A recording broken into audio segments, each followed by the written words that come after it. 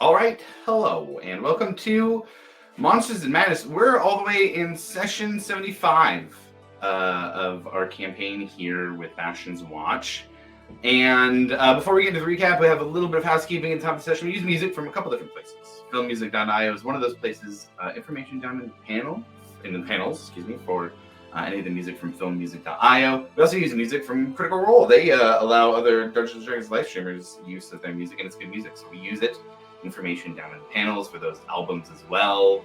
But to get into our game here, we have traveled to the ancient past in Exandria after fighting against the armies that Tiamat had gathered in the north of Wildmount with the siege on Bysace Till.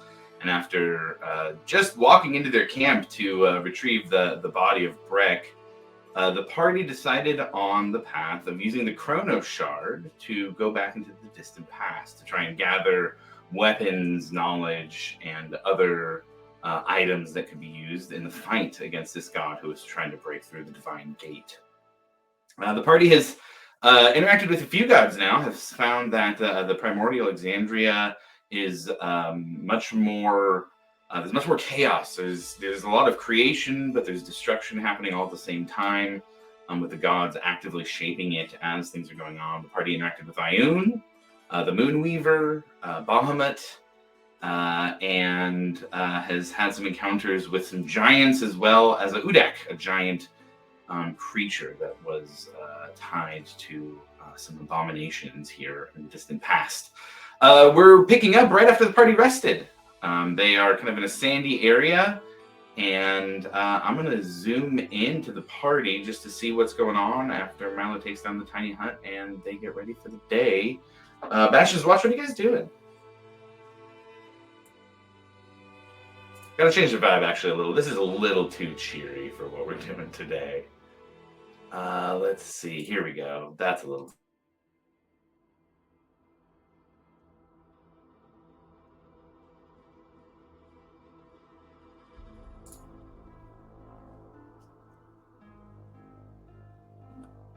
So it's just after the long rest? That's like the morning of?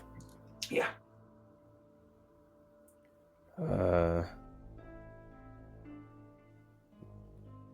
Did anybody make a nighttime decision of what we want to go for next? I did not. I already have a big book, a cool staff, and a circlet, so I was kind of think maybe we should help out one of the others. Does anybody have any inkling in which direction we might want to go? No, I don't have anything. I think I lost it. What did you lose? I don't know. I don't. He's got all this cool stuff, and I'm just looking. I just got my normal stuff. What stuff do you have? My normal stuff, all the stuff I had before we came here. How many objects are you like attuned to right now? 3. 3? Okay. I have, at this current moment, I have a ring of protection, a ring of spell storing, and winged boots that I am not using. Just to throw that out there.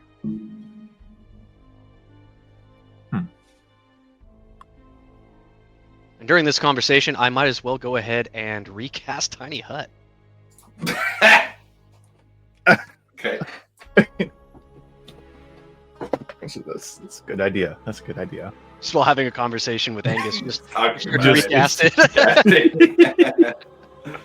Oh man, Milo, you look around while you're casting Tiny Hut and you see the ruins. There was a kind of an obelisk jutting out of the sand where you guys had been fighting before. Not gonna get me twice. Ruins here that look ancient already in this already ancient past. It kind of makes you think all the knowledge that's unknown just right around you in the desert where you're at.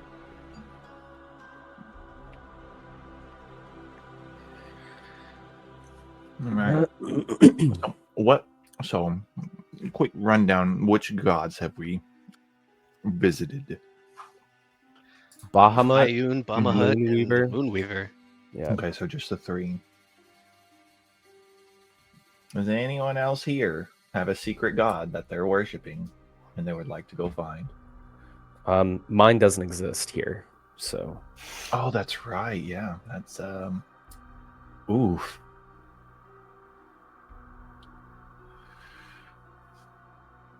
You mean ours? Kind Sure. of, not really.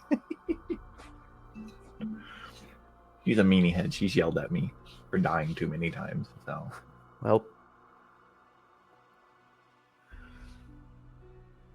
I mean, is she around? Maybe not in deity form. that is a really good question. I don't know. Would I know that, Josh? Like we have no idea. I don't know. I mean, as a player, I don't know. Right. Yeah. Oh, okay. So both player and character in this case. Yeah, I both would of say us. there's no way for you guys to know for sure. Yeah. I think we had, man, I want to say we had rolled just a little bit high enough with like one of Verrett's really high history rolls that you guys had some inkling of that there was a god before that existed. Oh, that's right. We only But that's know it. before. Not like so that there was So we wouldn't even know. change at some point. No idea when or methods or anything like that. okay. But hey, I mean, I will say, this is a place of divine power. It runs through the land. You guys have seen it very potently in the world around you, unquestionably so far. I mean, it's probably easy enough to reach out to any of the gods you guys want to get more information on. You just gotta ask. I feel like the veil here is really, really thin. So if they exist, we could probably reach out. So if you just like yell out to them, Sure. I just Probably pray or I- something, but that's cool. I'm not gonna do that here. I just personally don't feel like reaching out to the previous like death god is probably like the best thing. Because I don't know what they're about. Like, what if they're not neutral, like how the Raven Queen is? What if they're evil? What about Pelor? Oh, Hey, I mean, that's I how we say go. That's a good one to have on our side. Now Yeah. we're cooking. Yeah. There, As I say hey. that, the necklace will like kind of glow and be like, yeah, that guy, you know? Yeah, it does. It glows super brightly. And Ekimos, you feel very interesting when you talk about Pelor. There's that brightness in the magic that you felt that's more cleric side, which compared to your warlock magic is like, man, the polar opposite of warm versus cold with your cleric magic and your warlock magic. But right now, what you're feeling is this odd mix that Pelor magic is stronger than you're used to feeling, but it's almost mixed in with this very comforting, nurturing, protective feeling that you've never felt with Pelor in this way. Pelor is always like fierce guardianship and strength, and like the sun and resoluteness. But this is more nurturing than that. It's still very protective and fierce, but not nearly in the same way. It's very familiar, though. It's very familiar to you. It feels, if anything, closer to your warlock magic, but much brighter. There's almost a draw to it. You can almost feel a physical draw to a location with both your cleric magic and this other feeling wrapped up in it. How does everybody feel about that? I think that's a great idea. Dude, send it. All right. Lead the way. How do you do? Yeah, it? I Are you gonna guess say his- you are you would, gonna say his name like 3 times or something? No, I'm not gonna yell at that. That's kind of Beetlejuice. Beetlejuice. No. Yeah. I'll kind of like step away from the group and just like kind of like not necessarily pray to himself, but like he'll just kind of like commune with his brother's spirit and the locket, and then kind of just see where it guides him. When you connect to your brother's locket in particular, that other feeling swells. It begins to grow and strengthen. You feel this like arcane nature to it, as opposed to the divine nature of Pelor mixed in, and both of those mixed together and you feel this closeness almost to Elric that you hadn't felt since he was alive and standing there talking with you. And just like you have summoned him out with magic before in some of your spells, you almost start to see this ethereal outline standing beside you as you begin to speak to Pelor. In your communion, what do you do? What do you say? What do you think? What are you going for here? Just kind of asking for guidance. Like, we're in a weird space, so just if he could help guide me and my friends to possibly, figure out where we're at and try to get back. I don't know. Okay, yeah. So roll me a religion check with advantage. Okay. 12. 12. Ouch, with advantage. Yeah, I know. Cleric. Oh, whoops. With advantage, my bad. Oh, that's a lot better. 15. 15, okay, yeah, that is better. That's better. It's at least a step better.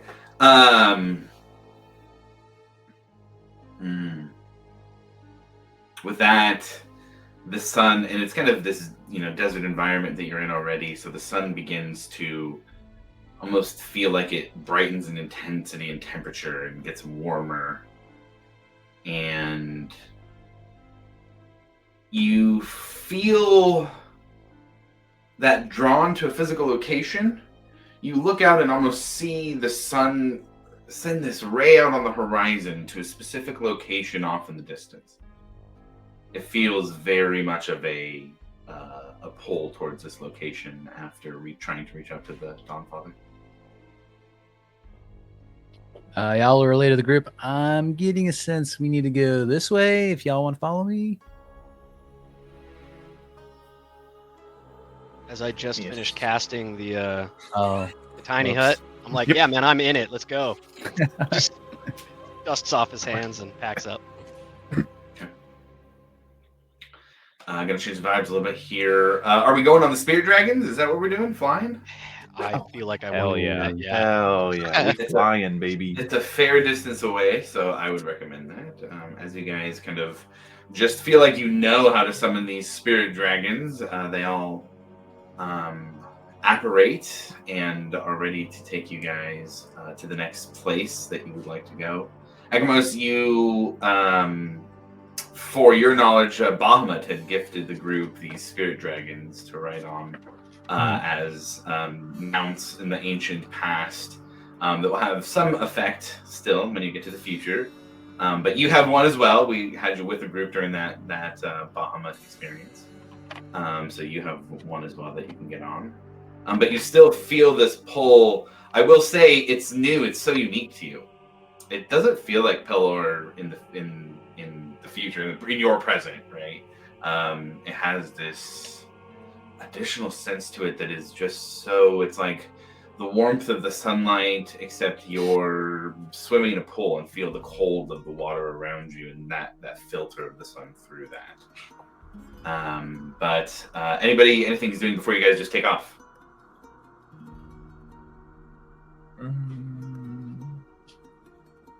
No.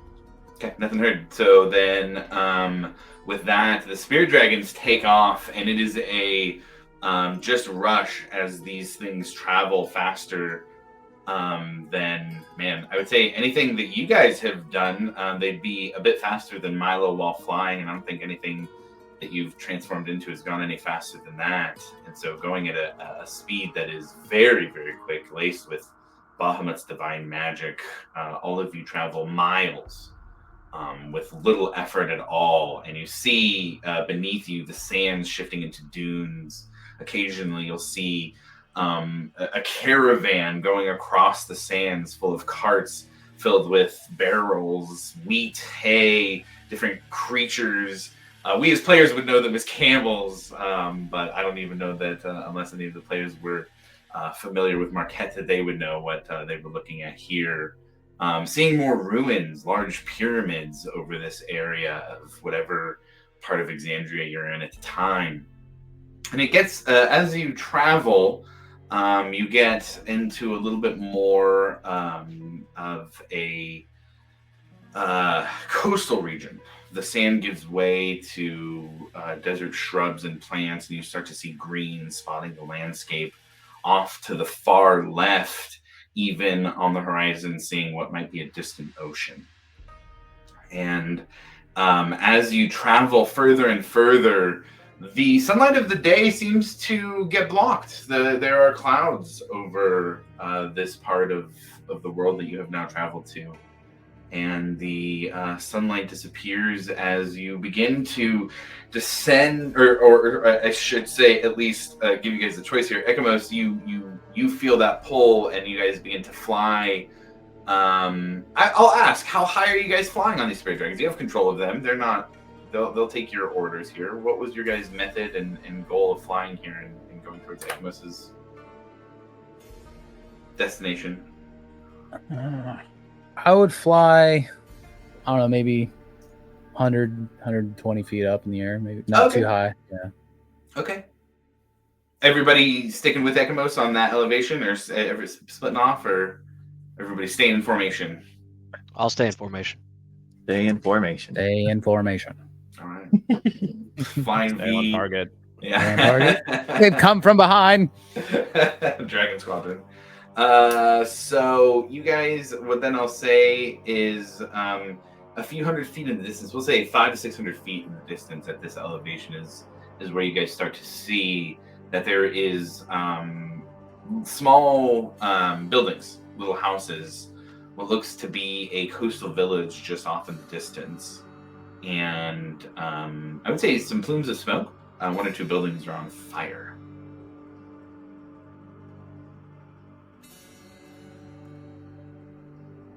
What do you guys do? Continuing to approach or doing something else? How far away was it again? 500 to 600 feet to the edge of the village. Okay. Small village. I mean, if you had to guess population based on something this big, a few hundred at most. That'd Hey, be a generous Ekamos. I think I might go into a holding pattern above and around the village. Yeah.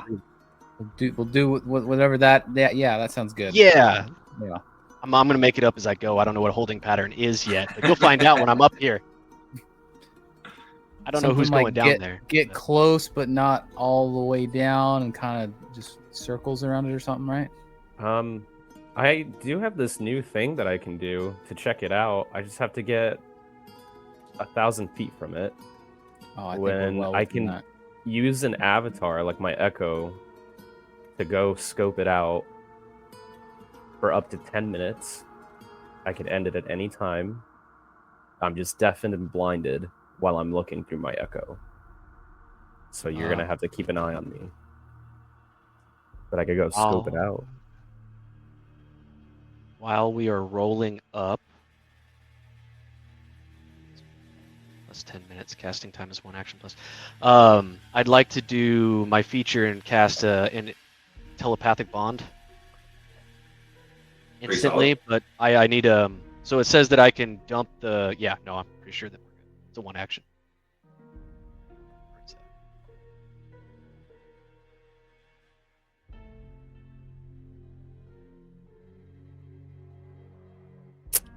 that? Yeah, I mean, I could go check it out. I can watch over you, but I don't know if we can safely do that from the air. That's what I'm gonna try and do.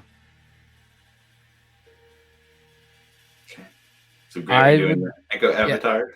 Yeah, as he does the avatar, since he would feel the pull to it, he would probably get up close and dismount and like have the echo with him. Okay, so Ekamos is going to go down Yeah. with Grimm's avatar for kind of extra keeping an eye on the situation. and Just stuff. so you can understand,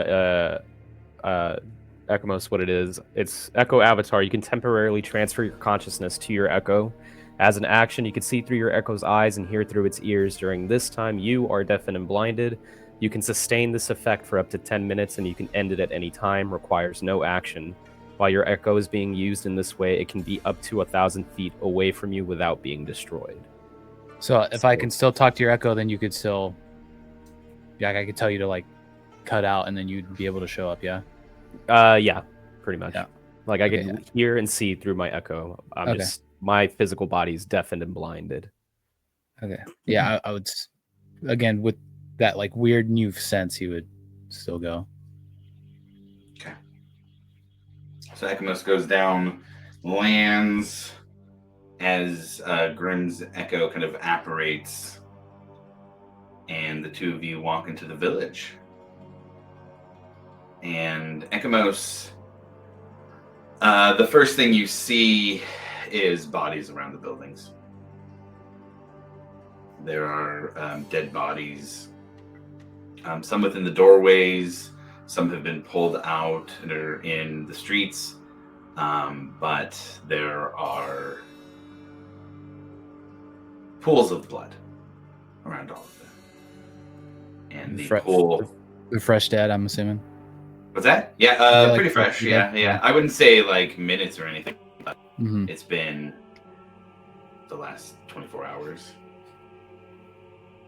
You Yeah, still feel that pull to the center of the village. Yeah, he would, I guess, being him now, he'd probably like get on his knee and like kind of like say like a little blessing to each corpse, I guess, just to like, like a rest in peace type of thing, like, typical priest Sure. stuff.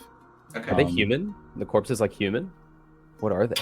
I would say they're humanoid. It is mostly a mixture of humans and elves that you can tell.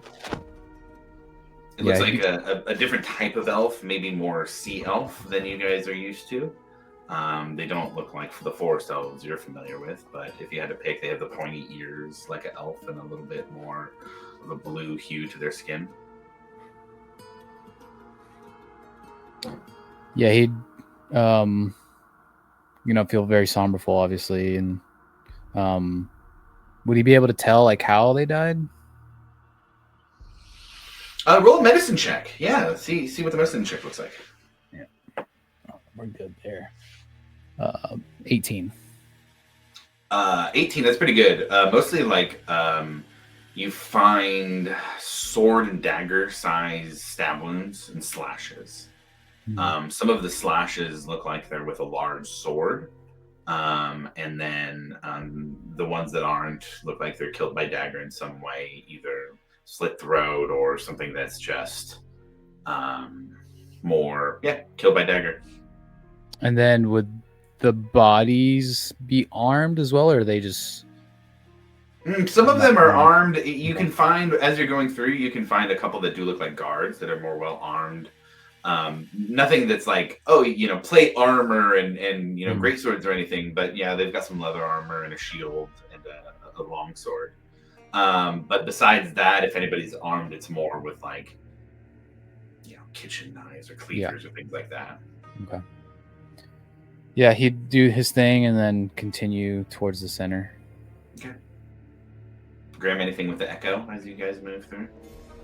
He pretty much asked everything I would have asked, like Okay. if these were just like typical villagers or if anybody looked like they were like fighters or something. I guess, can I look around to see if there's any tracks of like somebody walking away from the bodies and whatnot, or like anything that might be able to tell me where, like a sense of direction of where the killer or killers went?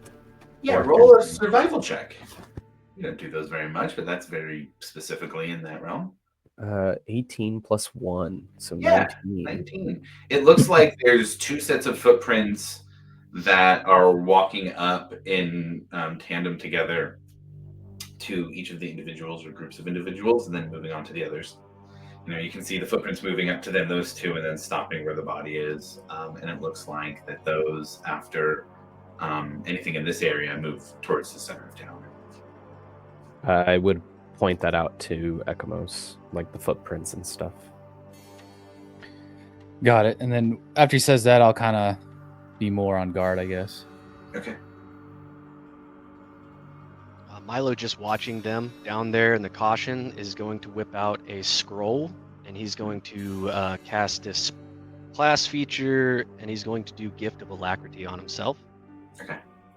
So I'm going to roll that real quick. Josh, with the Echo avatar, am I able to communicate through my Echo, or am I able to communicate? Because I'm definitely You have the blinded. telepathic bond, so I'm just gonna say that's fine. Yeah. like either side works. Like I can still talk to Ekamos, but I can Yeah. also talk to the group where I'm at. Yeah, that's perfectly fine. Okay, I would just be kind of like telling everyone, like Milo and everybody, like what I'm looking at as well and what we're noticing as we're down there. Kind of like just keeping that line of communication open. Okay. So with Grim reporting and Ekamos moving forward, as you kind of get to the central area of the village, the two of you see three figures standing centrally, one shorter than the other two. The one that is shorter has their back to you. The two that are across from that figure are larger than her. One quite tall, between 6 to 7 feet tall. You see, this one is wearing like a golden armor trimmed with black metal and a very large great sword. They seem to be human. And then there is also next to them, wearing like a very nice black leather armor, a creature that looks almost goblin or orc-esque, but much less kind of typical goblin or orc features, and almost what you'd expect if you mix a goblin and an elf together. And they are wearing kind of some bandoliers, but you do notice that both of them have completely blanked out red eyes. And as you step closer, the shorter figure begins to come into focus, and you see kind of a longer purple hair. We'll say that you guys are 150 feet out at this point. Do they notice us? Like they know we're there? They haven't made any movement, and that would indicate that.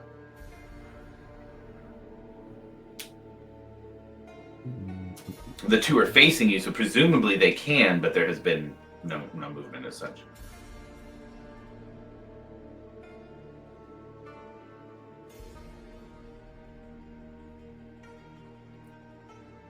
I'll cautiously keep approaching if you're okay with it, Grim.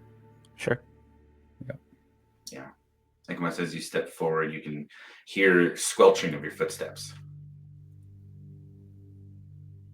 And you notice that it's kind of muddy where you're walking. How close do you get? 150 feet out currently.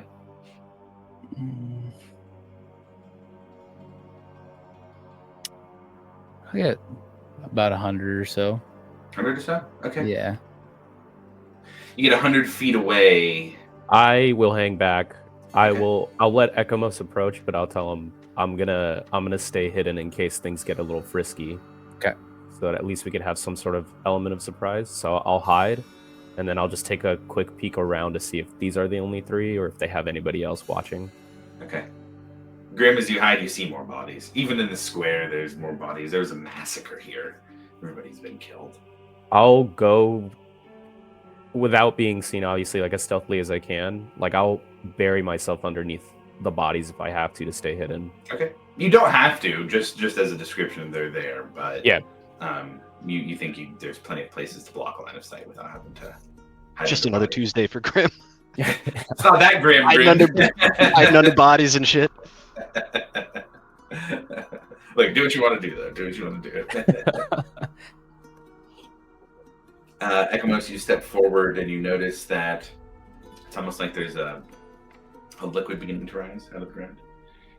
And you, instead of just squelching like there's mud, it's almost like you're stepping in now about an inch worth of blood. And 100 feet away, the figure turns around and you see a soft face with very human features. The skin's a bit pale. The purple hair is long. And there's just such a familiarity.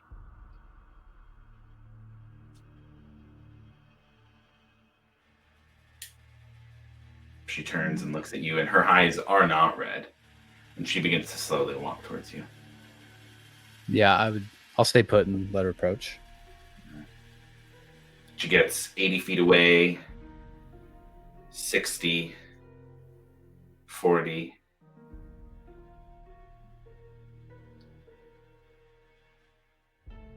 And at 40 feet away, she stops, and you hear her voice. She speaks softly, but it reaches your ears without any issue, almost as if she's speaking in front of you. She says, "How do I know you?" We I are connected. don't know. I've never seen you before. Roll an insight check for me, Echo. Oh, nat 20 for that's 30. Okay, I have a message coming your way. Oh boy. They're just Rolled standing so- there, Roll so menacingly. good, he's got whispers. Run, Patrick, get out of there.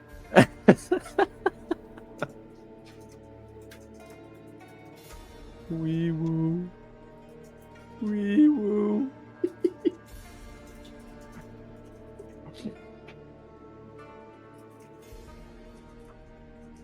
The group with your real body just all of a sudden your real body just goes wee woo wee woo.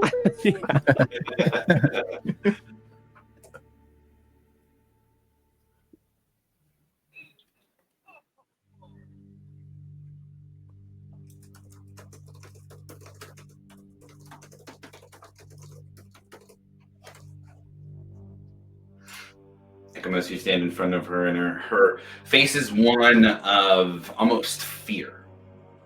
Intense fear. Not at you. And as she looks at you, she says, "They would have burned this place in the name of the light. I spared them that. I ended it quickly. The light would have tortured them." And she lifts her palms, and they are streaked with blood. What would have caused the light to burn these people? Jealousy. Ambition. The gods are petty. They would have burned this place for worshipping another.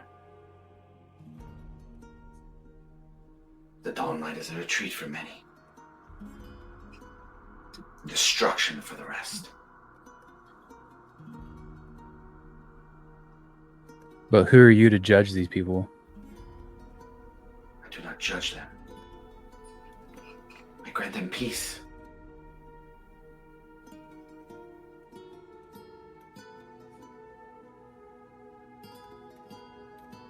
He would have like a look of disgust on his face.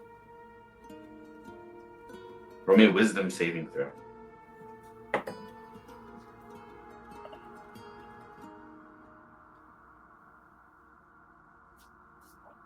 Mm. 20. 20. It's pretty good. Your voice, your name whispers on the edge of my hearing. I know you, yet you are unfamiliar to me. Please, you must understand what I do. I must fight the gods. They do nothing but bring pain to this world.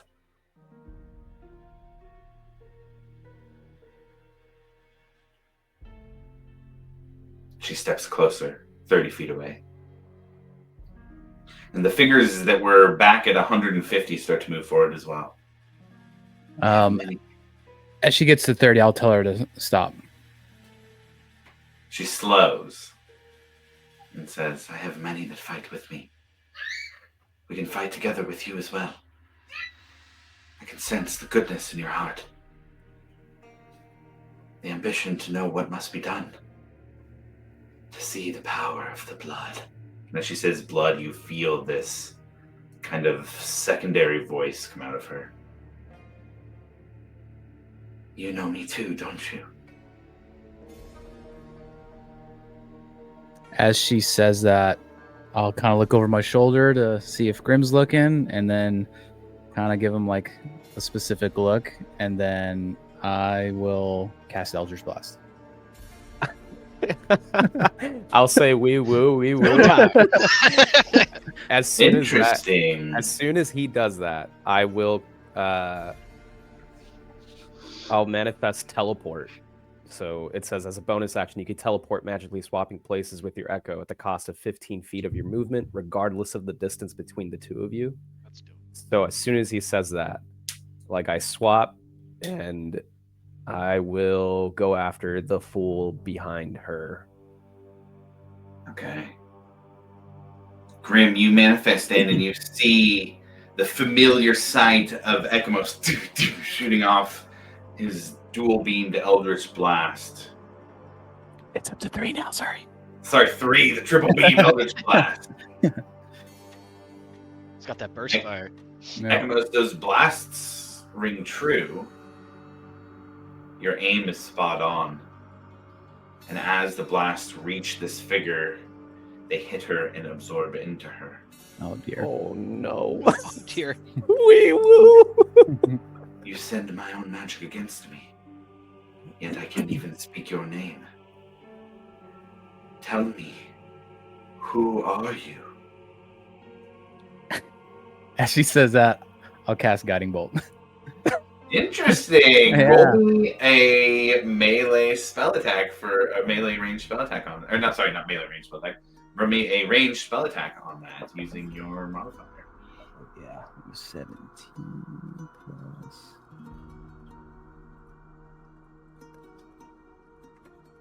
28.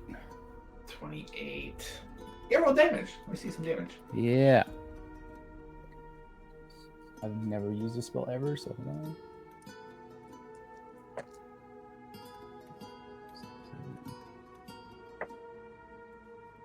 think we gotta change the vibe a little bit too. 15. 15. Okay. Yeah.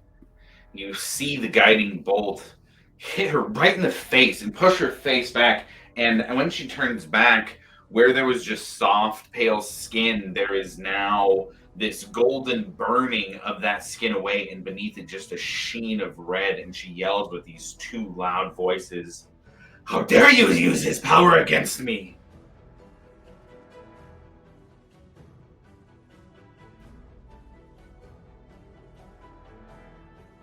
She yells at you and begins to move forward from 30 feet to 20 feet. I will run towards where Grim is and try to keep distance. Okay. And then let's see. I'll do another volley if I can. Okay. Of Eldritch? No, of Guiding Bolt. Of Guiding Bolt? Okay. Yeah, I would say before you're able to do another volley, roll me a wisdom saving throw. sure. That's a nat 20 for. Damn. Yeah, pretty good here. Plus 1. Plus. Was it wisdom? 11. 32. 32. You feel a probing in your mind. It's very familiar to you. Almost like when Gorgfiend would try and probe your mind in memories that had surfaced afterwards. And it's much more powerful, but because you're so familiar with it, you're able to push it back. And you hear her say, "I feel something you have lost. Someone. He is close with you now. Who is he? Who are you?" And as she says, "Are you?" that double voice comes out again. Grim and then the rest of the party, I'll give you guys a chance. Are you guys doing anything here? We're not really in initiative yet. There's no response in combat from the other side. Anything you guys want to do? You said she is 20 feet away now? She's 20. She was 20 feet away from where he was. I'll say Ekamos dashed away, so she's back to another like 40, 50 feet away. How far are the Dragon Riders? Man, you guys were doing a holding pattern up top. I'll let you choose now, but please choose objectively of how it would have been before this had gone down. I mean, I would have probably been like 300 feet up, something like that. Yeah. Okay. How fast are these dragons? Quick, 120 Quick. per round. 120. 125 speed. Just straight movement speed, right? Yeah. Without action? Okay. That action. Dive, dive, dive. Yep. I'm going to be diving. I am also diving. Close air support Would inbound. I have known that Grim swapped places with his? Yeah, you would have Echo? seen my body like completely disappear. Huh. Yeah, then I would have started diving when that happened. So the party Definitely when the starts shots diving down. went out. Mm-hmm. She's moving forward. Ekamos, she sees you again as you're walking away and says, "This doesn't need to be a fight. We can work together. I feel it already. My power runs through you. This has to mean something." Enough. I know who you are, and you don't deserve to like be in existence.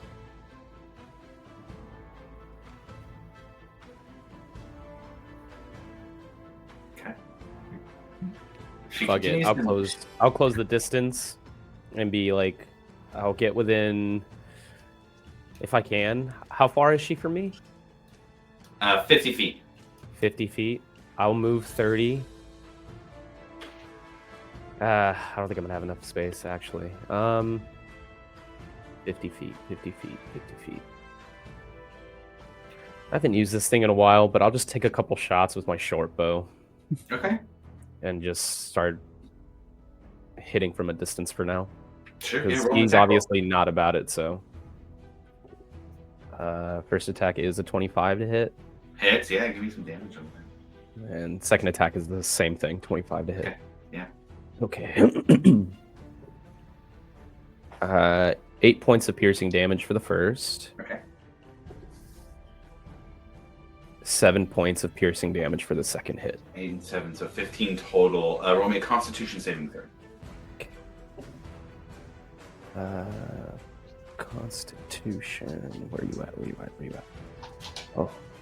That is a 18. 14 plus 4. 14 plus 4.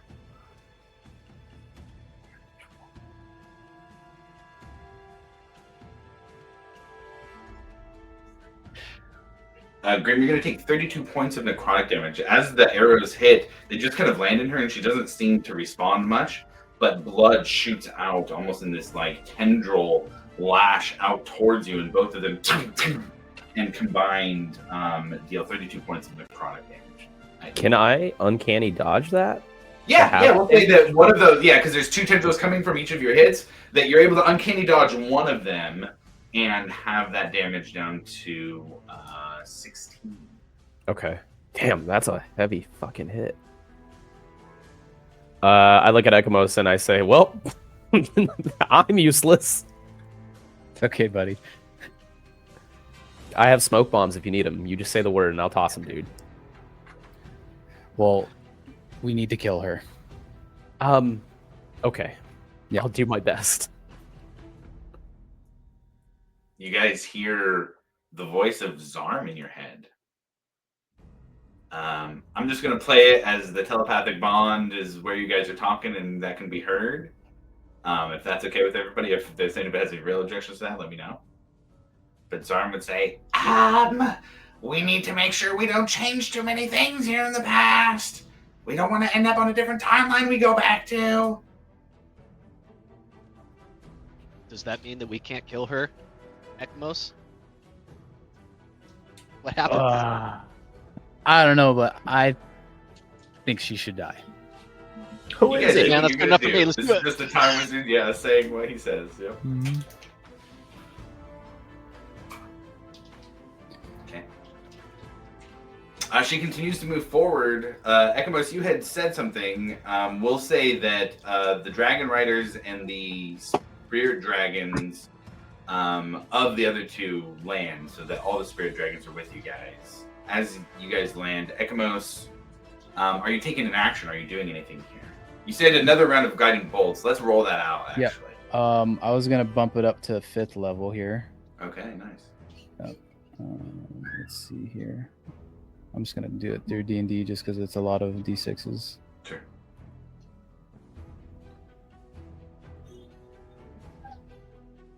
Oh geez, that thing is not having fun.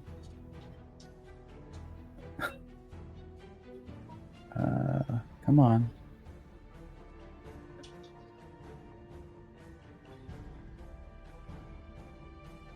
24. Yeah. Roll some damage on that. Oh, that was. Oh, I thought it was to hit. I thought I already hit. Oh. Okay, yeah, roll me at a hit, and if that hits, we'll take the 24 damage. Okay. All right. I think it's radiant for Guiding Bolt. Yeah.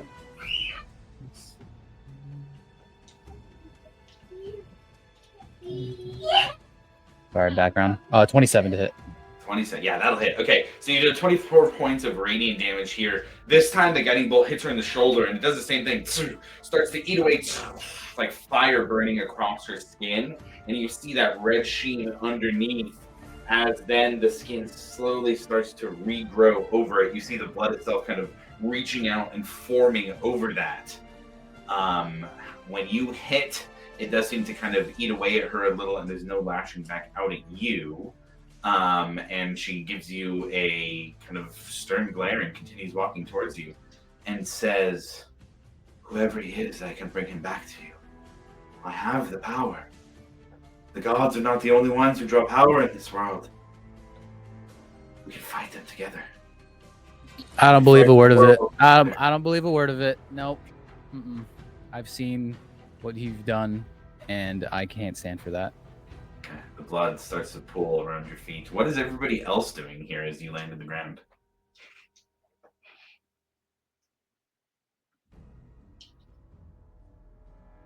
I'm being confused as hell.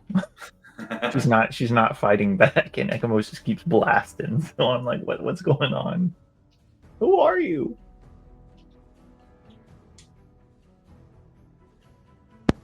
What are the two behind her doing? They're still walking forward. At this point, they're probably like 60 feet away. Are they just walking still? Mm-hmm. Ash, your assessment. That the whoever this young girl is in front of Ekamos that he keeps blasting looks small and unassuming, although able to withstand those hits pretty well. The other two look like adept fighters. Quite a difficult fight. Oh, what are we gonna do, guys? Is this gonna go into a hostile situation? Should I prepare? I say we run. She's eating those hits. I say we run. Ekamos, is where you're being pulled to, is it towards them or is it past them? I'm pretty sure it's to them, correct, Josh? It's her. It's her, yeah. We're being pulled to her. Yep. Oh shit. I guided us wrong. I'm sorry. What if we just hear her out? What does she have to say? No, you called out to Pelor, right? Like you like legit. It's because of what's going on within me, dude. Yeah. But that's my past and what I'm trying to like. Then it has to be a test. Well, I don't like her, obviously, and yeah. I mean, this is all telepathically, I'm assuming. Yes. I'm like, I'll just tell him straight up, like, dude, it's fucking Vesh. Oh. Yeah. And then finally the light bulb clicks. Yep. And I don't know if it'll change the future or whatever, but all evil she's done in our world, like, I can't stand for that. And all these innocent people that she's claimed to have cleansed, like, I don't buy any of this shit. Do you think you're being pulled to this person because of Vesh or because of Pelor? I don't know how strong she is in this timeline or whatever we're in, but she looks pretty damn strong. Definitely a mix, and even though she claims to, join me, like I just now bow. All the stuff I've seen, no. Where's Pelor? Good fucking question. I mean, might be worth a call if that's what she fears most. Yeah, I guess as they're saying that, me going, oh yeah, duh. As I'm like trying to like keep distance from her,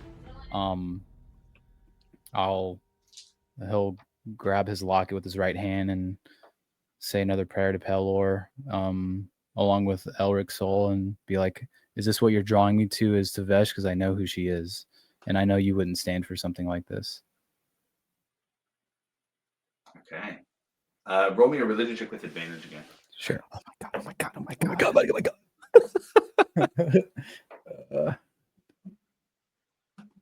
17. As you grab the necklace, you feel the sun finally break through the clouds, No! and a beam of sunshine hits you. Oh, I we think- lost him. Yeah, we lost. And there we go. He's Yeah. back. He's back. You're good. My stuff's jumping around. Sorry. That's okay. As you say that, send that request out to Pelor. You connect and you feel a beam of sunshine finally break through the clouds and hit Ekamos. And you feel that burning power. You felt this before in the present, but it's never been like this. Where before, man, it was standing in a room with regular lights on. This is now standing in a room full of heat lamps, like as hot as a sauna. The sun, the light here that's on you is a consuming fire.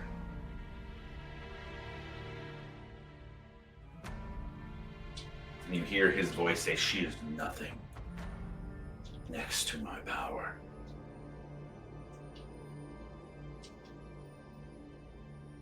She uses tricks to hide from the eyes of the gods, the blood of others, to mask her intentions.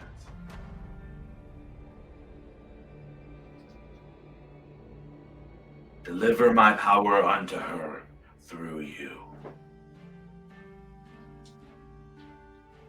And then after him saying that to Ekamos, he would just turn around and face her. And then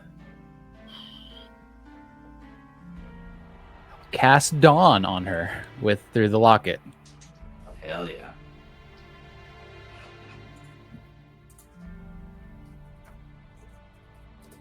And as you do that, that 30-foot radius beam of light burns through the clouds.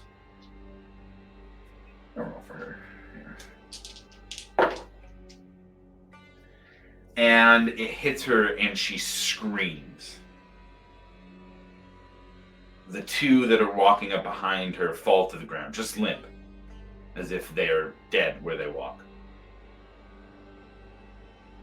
And you see golden strands of light come up through the blood and wrap around her hands. And then two more come up and wrap around her legs as she's pulled closer to the ground. And you see that the wounds that you caused have stopped reforming over her face. The clouds completely start to disperse as sunlight enters over the land. I want to change up the vibe here. We got some sunshine light, or some sunshine coming through here. Let's change up the vibe a bit. Here we go.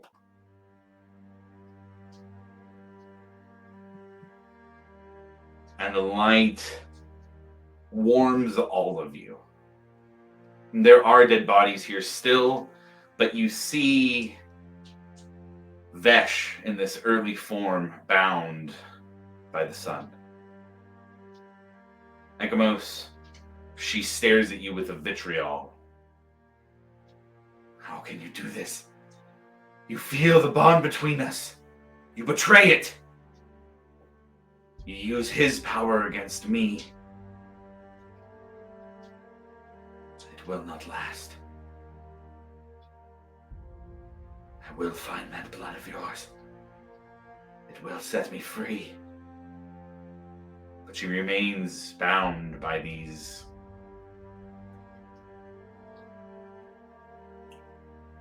chains of light coming out of the ground. Torn asunder by your guiding bolts and not healing from them now.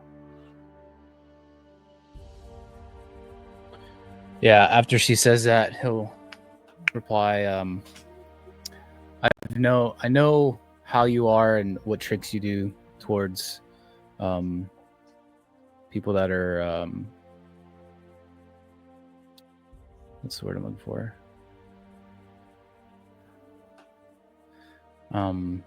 But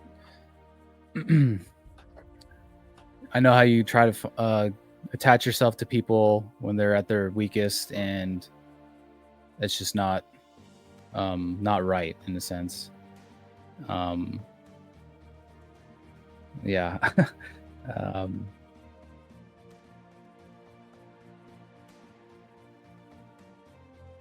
Yeah, I'm bad with this. Sorry. No, dude, don't worry about it. Take yeah, your time, yeah, man. you're good. Yeah, Um, go for it. No big deal. No pressure at all. yeah. But yeah, just knowing her evils and all what she's done and trying to ascend to like a god obviously doesn't sit well with Ekamos and him being tricked by her. So he's just like in utter disgust of her and obviously wishes she would no longer exist, but he doesn't want to change anything. But being able to like see her and like actually talk to her in the flesh, he like kind of has a vigor in his sense of facing her and whatnot. Ekamos, you step forward and address her, and as you have this connection with Pelor, but still her, you know that your connection to her helped whatever this is happen here.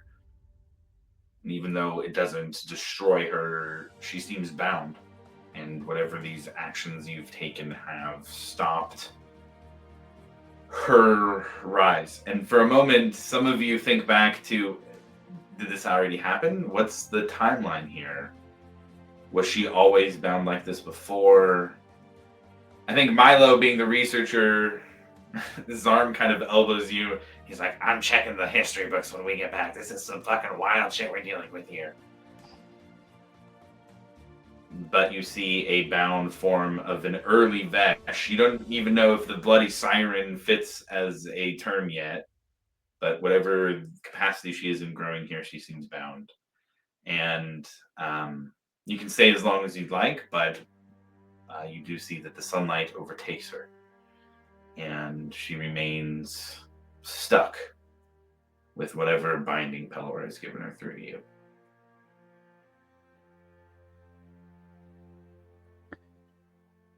Yeah, I'll look over to the group and be like, yeah, I don't know if that did anything or stopped anything, but yeah. I mean, shit. While he's here, you think that he would listen to us about our situation? As he kind Yeah. of looks up into the sky and the blaring sun. Tell him about Tiamat. I don't know. Yeah, see if his presence is still there and just commune, be like, hey, we're in a tight spot in our timeline. I know you're off doing super busier things, but yeah, I would kind of relate, hey, we have a issue in our time with Tiamat coming to power and possibly destroying all of Exandria.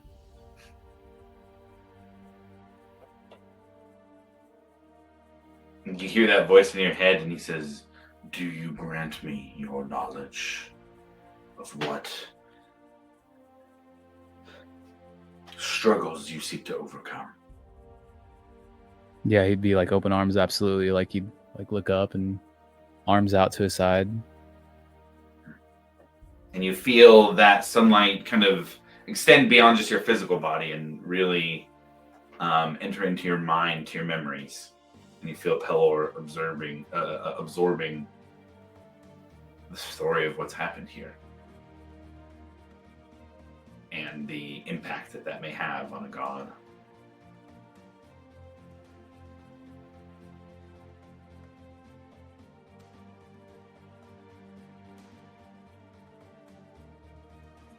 And I'd say a few moments pass and they're quiet.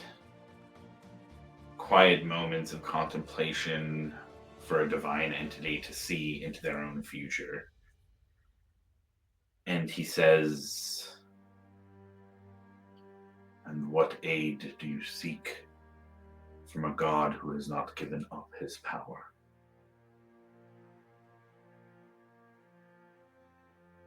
Get us back to our time.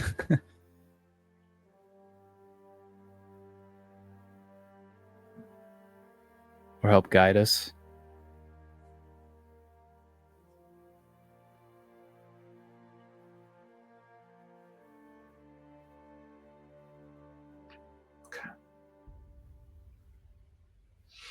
As you say that, your necklace begins to rise up in the air just a little bit.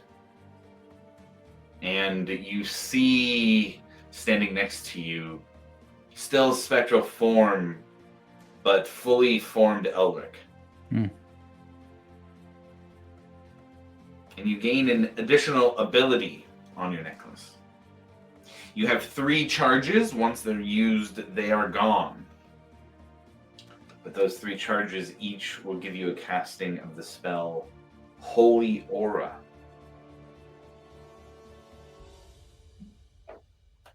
It is an 8th level spell. I'd recommend looking it up. It's pretty potent. I'm looking that up right now. Can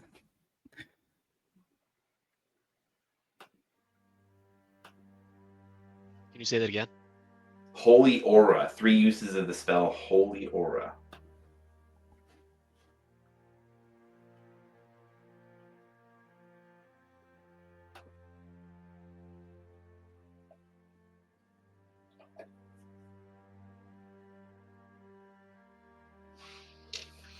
And Pelor continues to speak with you, Ekamos, and say, the dawn is only the beginning of all things. The world will change in many ways. And I can see through you that the gods will have their time away from it. But even though there are many on Exandria who mistrust us,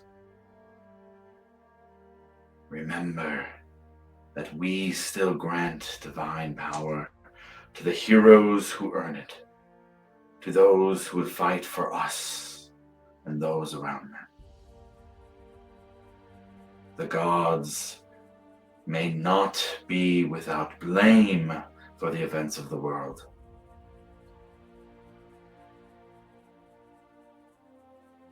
But even they can fall prey to good intent, leading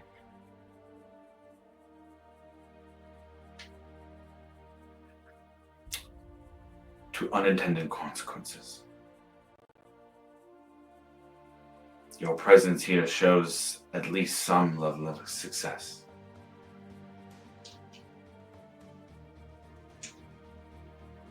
The gods will continue to do what they must, as should you.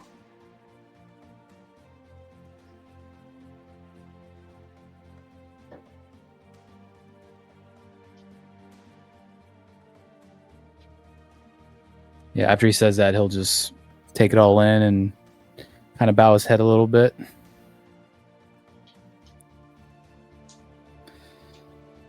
And just say, okay, kind of like under his breath, he'll just say, okay.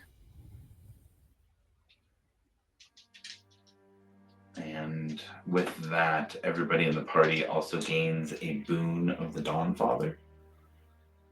That the next failed death saving throw that they have will instead be a success.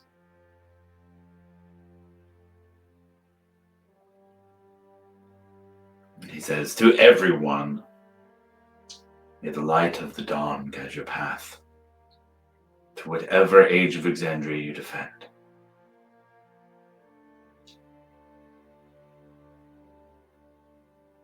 And he does leave himself open for more questions if you have more questions or want more guidance or have more requests. I think we should probably take advantage of that, dude. So if you guys got questions, just fucking sling them. Now, do remember, this is a you god guys- with a few thousand years less knowledge, but still. Before you Still guys, way more than what we know.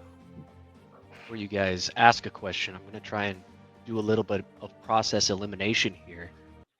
And I'm going to put my hands onto the circlet, kind of try and vibe with it a little bit. And I'd like to cast Legend Lore without the components on Condemner. Oh shit.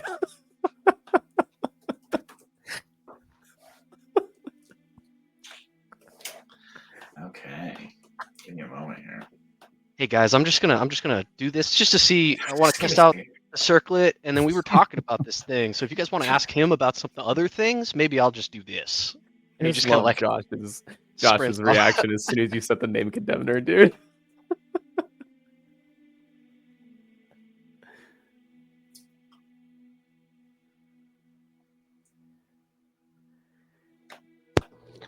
I also had a question, Josh.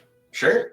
When Ekamos had pinned Vesh down, because I specialize in seeing like anomalies in time and fixing those anomalies, did I see an anomaly get created?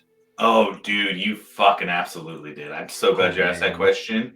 You just saw something create a loop that connected the future to the past, right? So what Ekamos just did had always happened. That there is now a connection made by you guys being in the past that was not here before. Everything else has been granting of items And and apparently no free interacting will. with gods and talking with questions. You guys just bound a very powerful being using the divine magic of another. That's going to have consequences for sure. The consequences have already happened. In the present at the very least. But you don't know necessarily what those are because there's this wide gap of knowledge and time where it's pretty empty. But in terms of what Ash saw, oh yeah, temporal anomaly all the way. Okay. In particular, Ash picked up on the comment that was made that I will find your blood.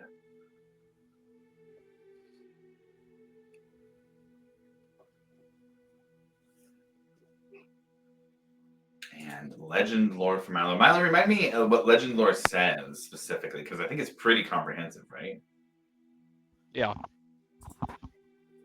Okay, so name or describe a person, place, or object. The spell brings to your mind a brief summary of the significant lore about the thing you named. The lore might consist of current tales, forgotten stories, or even secret lore that has never been widely known. If the thing you named isn't of legendary importance, you gain no information. The more Oh, information you already have about the thing, the more precise the detailed information you received is, which is probably not a lot.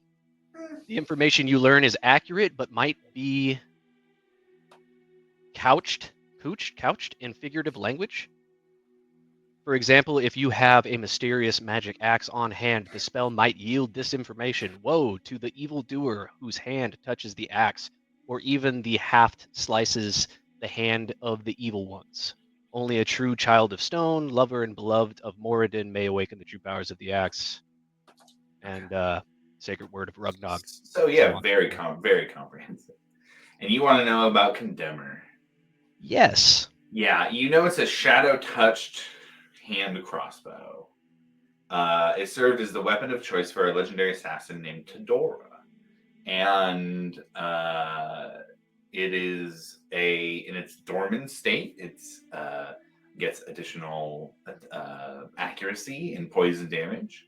Additionally, if you hit with an attack, you can activate one of the following effects instead of dealing damage. You can cast Fog Cloud centered on the target's face, which seems like a smoke bomb, or Silence centered on the target's face.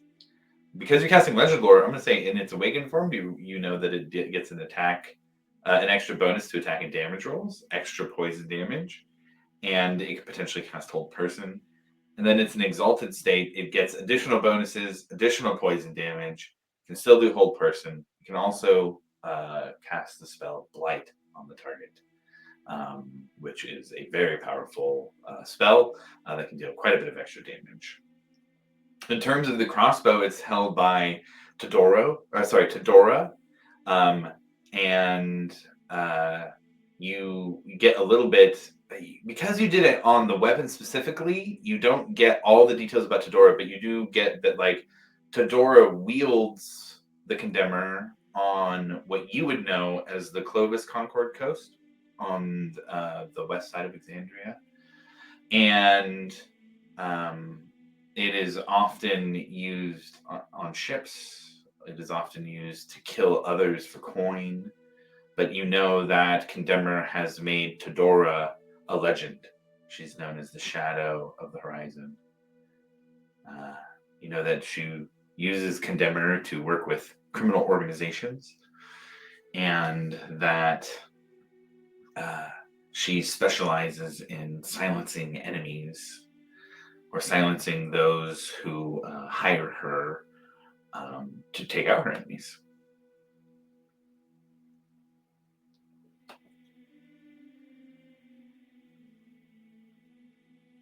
I would immediately reconvey all information over the link.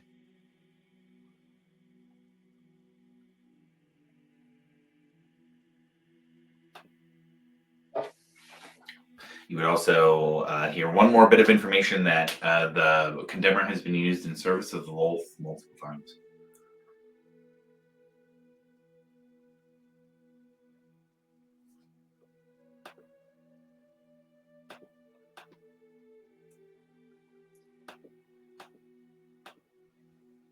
It does seem like that could potentially help us, as he eyes the two individuals in the group who might use it.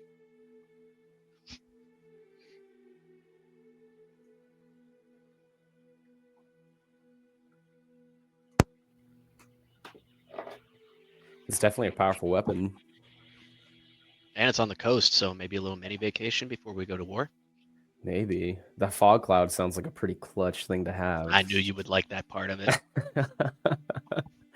We could also give it to Angus. He's a really good shot with a crossbow.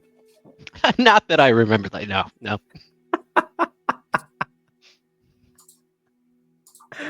What are you batting like Mendoza line over there, right, Angus? I think he stepped away. He quietly glares at you, I'll say.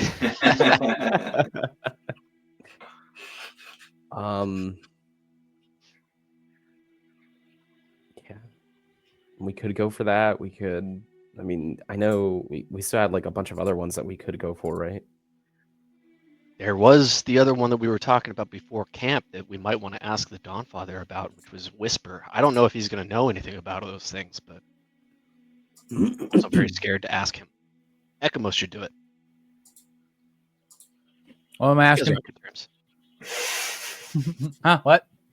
Ask the big sun daddy over there that there might be anything that could help us. Objects. Maybe the Whisper dagger. Ah, yes, the Whisper dagger.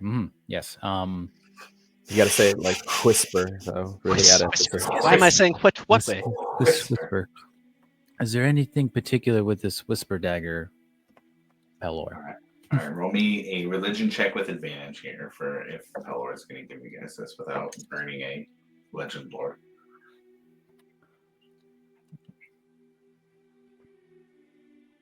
19. 19's pretty good. He will tell you, yes, the metal needed for the dagger lies in the ground, where the dagger lies as well. He went into your head, so he knows your memories, what you would know as Crystalfen Caverns. Holds the dagger Whisper in these days. But beware. There are many devils and demons who try and break free into Exandria through the caverns. The Guardian of Exandria stays ever vigilant against them, but they often break through.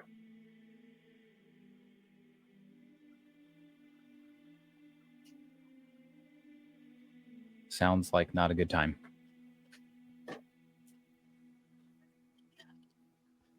Does Milo know where that location is? How well does he know that location? Oh man, you would know one of the last adventures that Zinnia went on with her adventuring party was down to Crystalfen. Out of the two that we just heard about, that seems like it would be the easiest one to go get. Well, easy, kind of an oversight, but we wouldn't have to converse with anybody, maybe, or try to convince them to give it to us, like a shadow murderer that's working with, say, less than fortunate people. I don't know.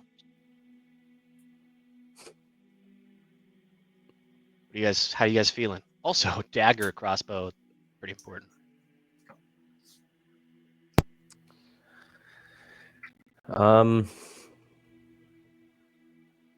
If we're, I think we'd get more use out of Condemner than we would Whisper. Honestly, Whisper's, for all intents and purposes, I mean, sounds good, but Well, that sounds like we should head over to the coast then.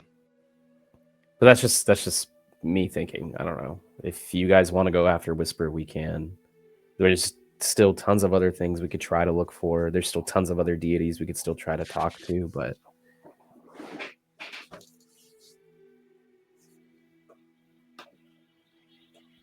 I'm totally down to go after one of those two. If you guys got other ones that you want to track down, then we can do that. But I'm out of the legend lore now. I can only do that once per day. Yeah.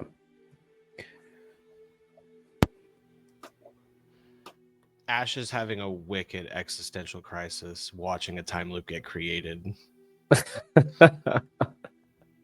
He's just like pacing back and forth between like Ekamos and Vesh pinned down, not knowing what to do. He's just like pacing back and forth.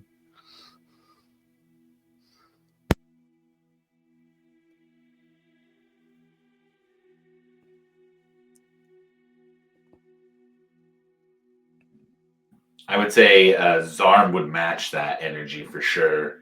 He would be a little more vocal about it, but he'd be pacing back and forth as well, and would try and be like floating ideas off of you, Ash. Like, I don't think we can fix it. It's already happened, man. The shit's already been in our timeline the whole fucking time. Oh god. Oh god. I can't clean this. No, this has happened. We can't clean this. We gotta go now. Hey, Honor, let's go. He starts yelling at her. Let's do the ritual now. Let's get the fuck out of here.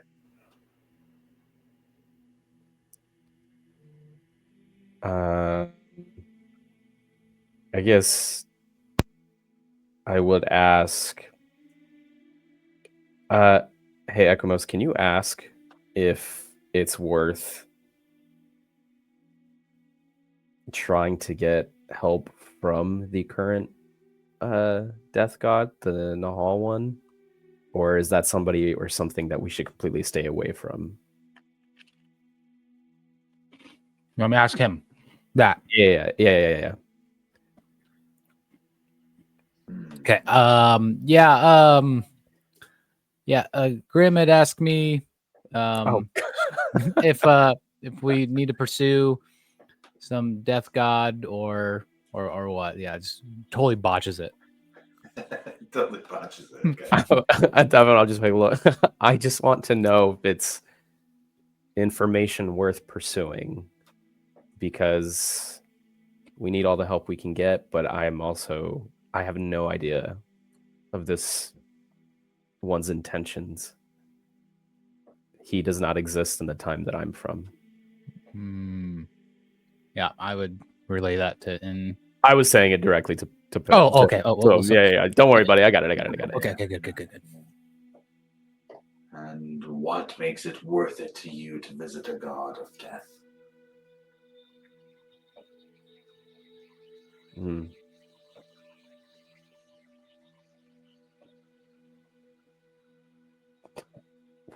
Such a simple question that requires such a complex answer that I do not have.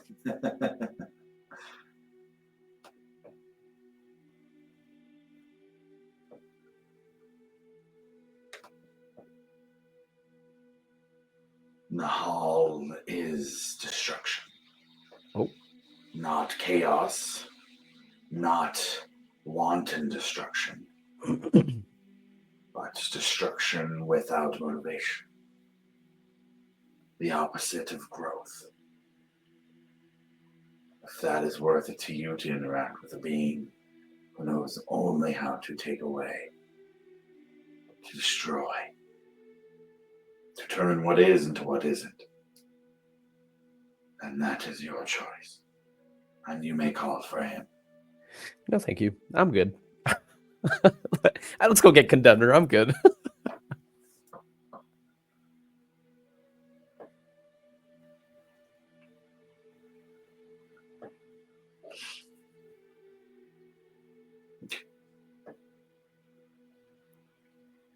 So what you guys doing?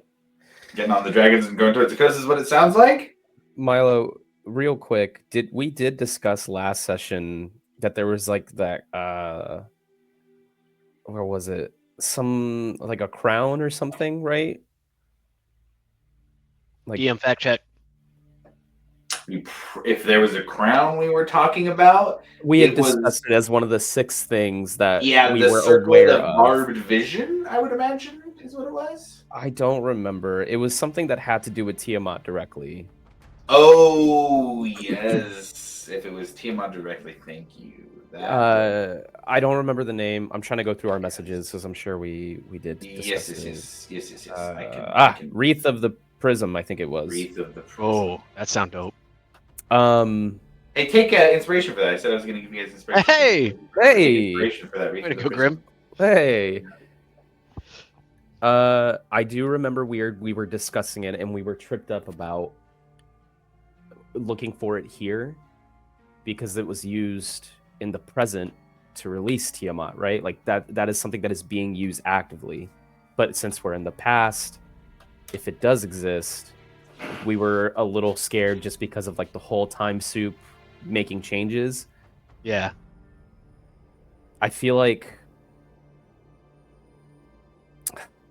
I'm in the boat of the decisions we make, like regardless, we'll have to suffer those consequences when we do go back to our timeline. But is it worth grabbing or trying to get that while we're here? I don't see why we can't look for it and make that decision once we find it. Because now that we've created this whole anomaly thing, have we always? I don't know how time works. Obviously, this is all uncharted territory. So I don't know if this is. Milo looks at his arm and just kind of. I don't know if this is like a fixed point where it was always destined to happen. It's just a loop or whatever. But possibilities may actually be infinite. Correct. Going back in time has already changed the timeline, right? Maybe if. Whatever. What I'm saying is shrug. What I'm saying is, would we have, like, would that come in handy having that? Oh, it definitely come in handy having it for sure. Is it worth searching for it here? I am going to stick with what I said. I think we can definitely look for it, and we can make the decision of whether to ask, take, or whatever when we find it. It might be a weed we can't pluck right now because of what you just said. That's also one of the reasons why I thought maybe Whisper would be a good idea, because it's just hanging out in a cave somewhere, something like that. That's the gist I got. Pretty much up for grabs. Yeah, in a way. I mean, why don't we just do both then? Let's get Whisper, let's get Condemner, and if for whatever reason we can get our hands on the Wreath, great. But if not, that one we could leave because we know where it is in our timeline. I can. Let's do that. I like that. You want to go after Whisper just because it seems like the easiest one, and that might give us enough time, is it quotation marks, to maybe legend lore again on the Prism. I just think, but out of the three options, Ash, they're freaking out right now. So yeah, I just think out of the three options, if Whisper is just there, then we might as well. Like, we need all the help we can get. If Whisper is just kind of dormant right now, then we might as well swoop it up if we can grab it. And then at least we have something to use against whoever has Condemner. Agreed. And I think why we're here is just to get as many tools against Tiamat as possible. So, yeah, I'm down for Whisper. What do you guys think? I mean, I'm down to grab tools and stuff, obviously, but now I'm thinking like, as Milo's like decked out and all the tools that he needs. Yeah. But now I'm thinking like, what actions can we take? We have the potential to completely change a certain series of events that includes Tiamat, right?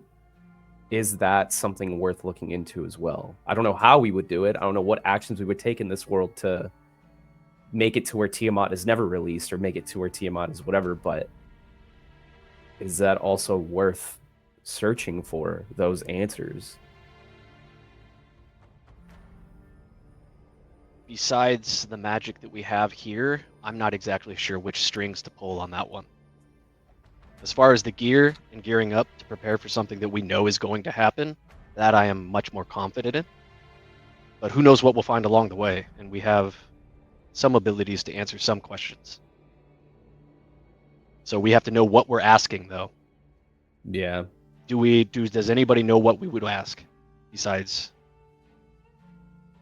just going out and hunting down Whisper, Condemner, or the Prism Circlet? Any events that come out to mind that you're looking for?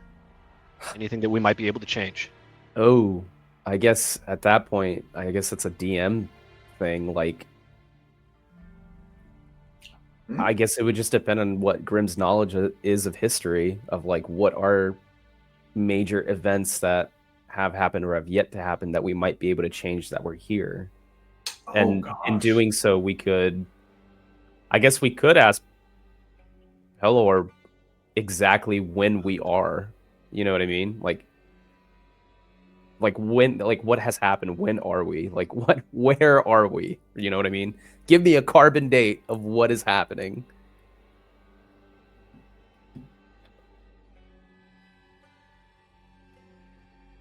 Like we could start there. Like we could ask the super simple, when are we?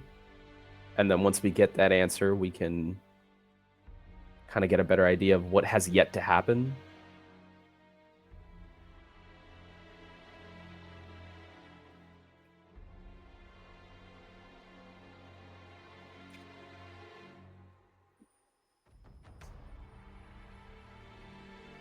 Because I think right now we're navigating down on us. I don't know. I think right now we're kind of navigating. Yeah, sure. You still shining down on us? I'm gone. Like we don't know He's just exactly hanging out what time it when. is. Huh? You got a date time for me? What month is it?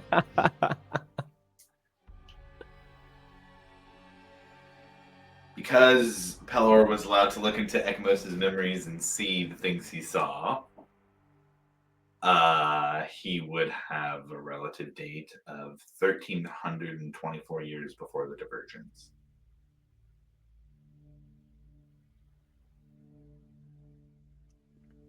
Damn. 1324 BD.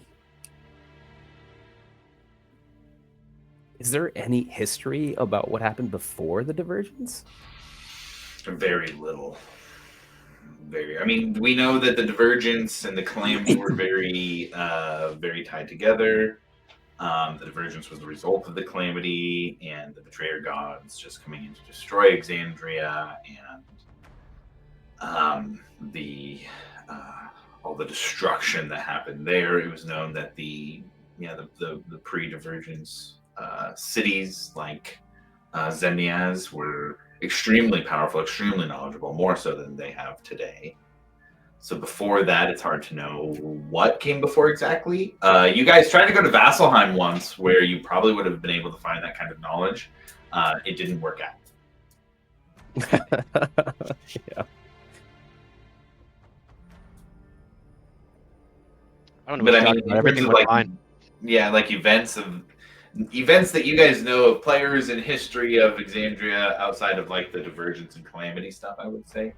We're looking at all of history in front of you right now. You guys went very far back.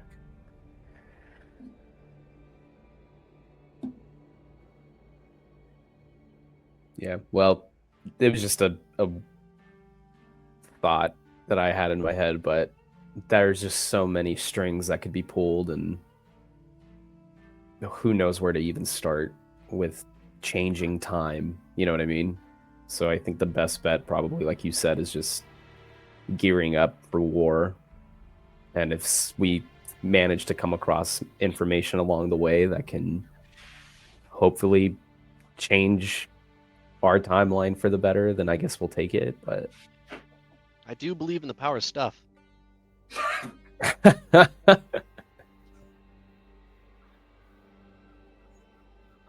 At least now we know when we are.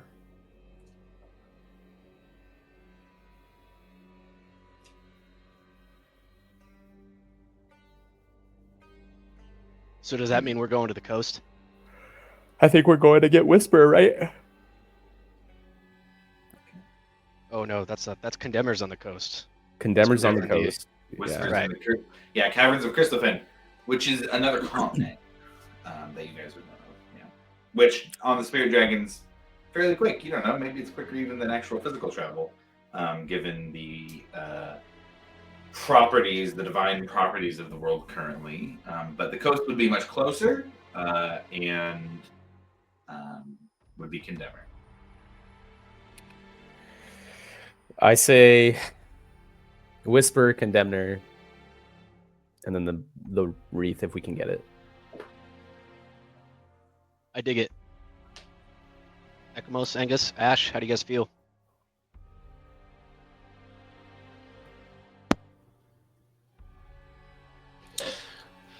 I personally don't care for the gods and their gifts, but I will follow you guys wherever you go.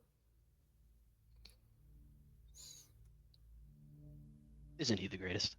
I love him. Such a good addition to the team. He's great. Ekamos, does that sound like a plan? Yep. I'm going to assume Angus is nodding yes. I think if we don't have the player back, then the character is nodding yes along as well. Excellent. Then to Whisper we go. To Whisper, all right, to the caverns Big of flight. Crystalfen. Here we go. Okay, so the party, I assume, gets back on the spirit dragons and starts heading off in the direction of the caverns of Crystalfen. Is that correct? Yes. All right, so this is going to take you guys over the ocean here, and you get on the spirit dragons and start taking off. I gave you guys a little feature for each of your dragons and asked you to write it down a couple sessions ago. Anybody have those? Anybody have those notes? The only thing I wrote down was the name, I believe, and it Which was Sky was? Singer. Sky Singer. Okay.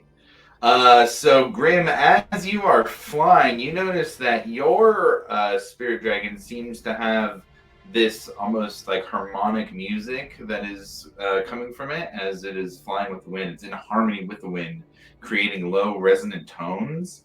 And as those tones kind of extend out while you're flying, the rest of the team can hear them. It's like this beautiful melody that actually extends out long enough or loud enough that whatever you're flying over can hear it as well. And it is a haunting, wordless melody as you fly through the sky. I could be wrong, but I'm pretty sure mine was Wing of the Storm. Wing of the Storm, yeah. So as you guys are flying across the sea, at some point there are some storm clouds gathering off to the east. And as that storm grows, Ash's Drake starts to get sharper. It's these spirit dragons, so they have this almost ethereal form, but the shape of yours, the actual edges are sharper. Lightning actually strikes off across its wings, and it flies faster and steadier as the bad weather kind of comes in, as opposed to the clear skies that you guys are flying in before that.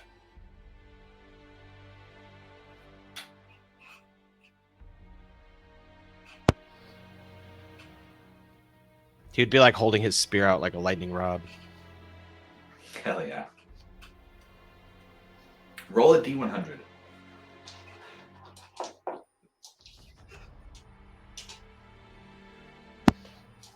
I rolled a 1. A 1, okay. Okay. I would say it almost seems like there's lightning striking down and hitting the dragon's wings, kind of like it's channeling off. Not able to actually get lightning to strike the actual spear, though. But it's a dope-ass sight. Yeah, absolutely.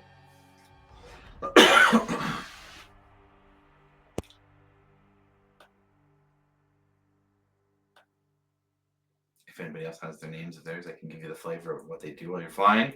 Otherwise, we can get back to exploring ancient Exandria.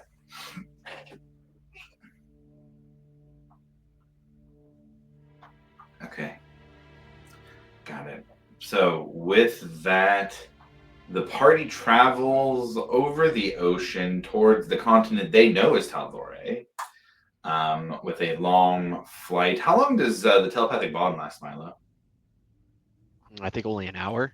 Only an hour. Okay, so for the first hour of this trip, you guys would have the telepathic bond.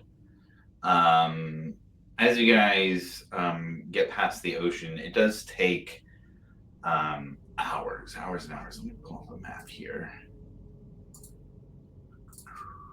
For the sake of distances.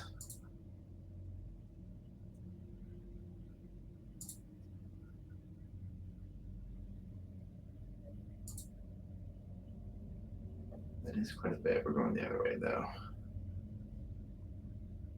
Okay. So the dragons seem to fly with a supernatural speed through the air. And as the sun begins to set over Exandria, you guys are kind of, let's see, the way you guys are going is you're chasing the sunset. So the day is longer than it should be as you travel across Exandria quickly. But you do at some point see the edge of another continent and know there's about 2 to 3 hours left in your journey. And that will put you there at what you guys know as the Crystal Fen Caverns. You're not sure what the nomenclature is here in the past for this large set of caverns, but you do know the legends of Crystal Fen Caverns in the current age. And dusk will be when you get there. Anything you guys want to do to prep beforehand? Any conversations you guys want to stop and have? Or should we just zoom into the arrival to the caverns? How many hours has it been total since we left? Oh gosh, I would say you guys left in the morning. You had gone to where Ekmos had pulled. That would have been a couple hours. I would say it's probably a good 8 hours of travel. 8 hours of travel.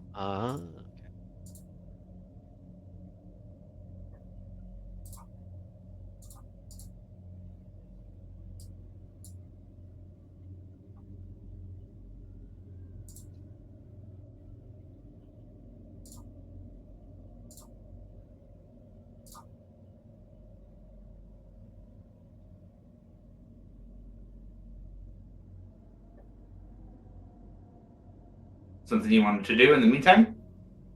No. Gift Alacrity's down. Okay. Okay, just for reference, got it. Okay, cool. Okay. So then I would say with that, the party flies over the land and starts to see. I mean, you guys have been on Wildemount and Tal'Dorei and seen the difference between the two. I would say this has more of a Tal'Dorei feel to it, although everything that is here looks wildly different than anything that you would be used to seeing. And you guys get to a large mountain range, and I just for the sake of getting there, I'm going to tell you, just have you guys. You know where it's at. You can get there. Pelor was guiding you in this quest anyway, so I'm not going to make you guys find it or anything. But you do get to a known entrance of Crystal Fen Caverns, and it is a large. Man, for those of you guys who know the large cave in Asia, that's the largest cave system in the world that has its own weather patterns and its own kind of biome there. It's very large like that here on Tal'Dorei, where it is a large open hole in the ground that you can start to fly into that has a small forest down about 300 feet down. And as you fly in, you start to see these clouds popping up in the tunnels and the caves. And I think with where we're at, let's take a break now before we get into the caverns, and then we can hop in and go from there with actually grabbing Whisper and anything else we want to do in the caverns. So we got 12:48 Pacific. Let's do 1:03 Pacific is when I'm coming back. So 03 on the dial, wherever you guys are at. Yeah, let's do a little quick bathroom break and grab snacks and anything, and then we'll hit the caverns and see if we can find ourselves another vestige of divergence. See you guys in a bit.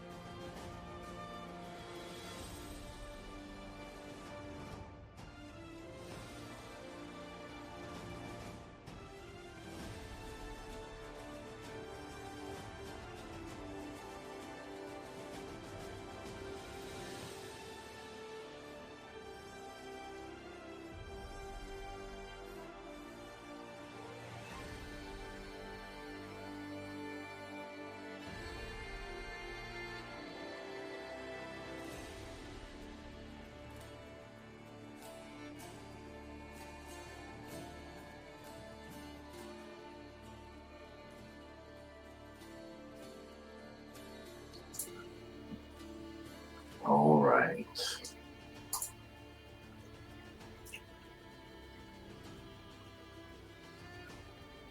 Hello. Hello, hello. Let's get the vibes a little different here. I think we actually have a super specific. Yes, we have a track titled "The Caverns of Crystalfen," so there's no more appropriate time than the present to use it. With that, I would say this cave system that you guys now move into, the dragons, the spirit dragons can fly into, but overall, it'll be a little tough for them to navigate in here once you get down a little further. But as the group flies in, it's very quickly evident that the name, the Caverns of Crystalfen, how at least in the modern times it got, then there's just crystals everywhere. You start to see geodes, at first small, looking like little sparkling lights around the edges of the cave that reflect any light coming in like starlight around the edges of it. You guys fly in and start to descend into the caverns. Anything you're doing in particular, keeping watch? How are you guys moving in here? Ooh, good question. Milo kind of pushes Grim out in front. Okay, Just gonna go there. cool. No, you'll be fine, man. Go.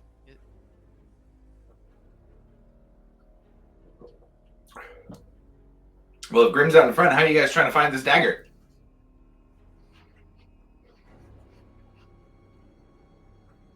You see anything? Is it dark? Yeah, it's a cave. Well, I was just curious because I think we got that advantage on like stealth rolls at night now. Nighttime? Right? From I think that's from the Moonweaver. It's advantage on I think a stealth roll at night in the dark. Okay. You did that once per day. You're welcome to make that now. It is in the dark at least, if you guys are trying to do that. But I'll leave that up to you guys. Did we get any other description of where it was, or he just said, it's here, find it? Man, Kev, can you tell me, does Legend Lore say anything about like locations of stuff? I don't I'll think give it's it to you if uh, Legend Lore is that specific. It's one of those ones that seems like it's more up to the DM than anything else. More up to the DM. Information you learn is accurate but might be couched in figurative language. Okay. Couched. I don't know what that word is. I know that's a riddle in and of itself. Well, how did you read it? That word? It's couched. Couched. Never heard that used in that context before. And I learned something today. Okay, so then here's what I'll do to couch it in riddled language. You guys don't have a specific location that it tells you, but what you do get is stabbed into the sarcophagus that serves as a cage. Whisper's voice can only be heard in the depths of Crystalfen.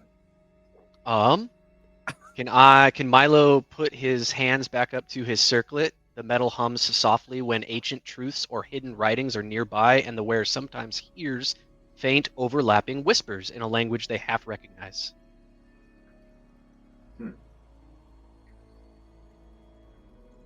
Man, this is actually very specifically a couple things too. Roll me a perception check with advantage. All right. Perception check with advantage.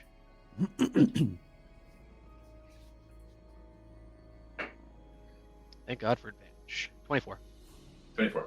You get advantage because you're in Crystalfen here, and you don't hear. I mean, there's like little whispers that turn your eyes towards a small tunnel system off to the right. You see a bit of purple flame flash in the air and then disappear. That way? Also, like purple flames. I'm a little bit worried. Once again, pushes Grim out there into that direction. I will proceed cautiously, looking at my surroundings, and this is it. This is dungeon diving is my bread and butter, so I might as well put it to use. So I'm going all in. Hey, Blot, go with him. Vibrate his arm if something gets within blind sight of 60. I'm looking at the walls. I'm making sure there's no traps. I'm looking at everything. Sure, roll an investigation check.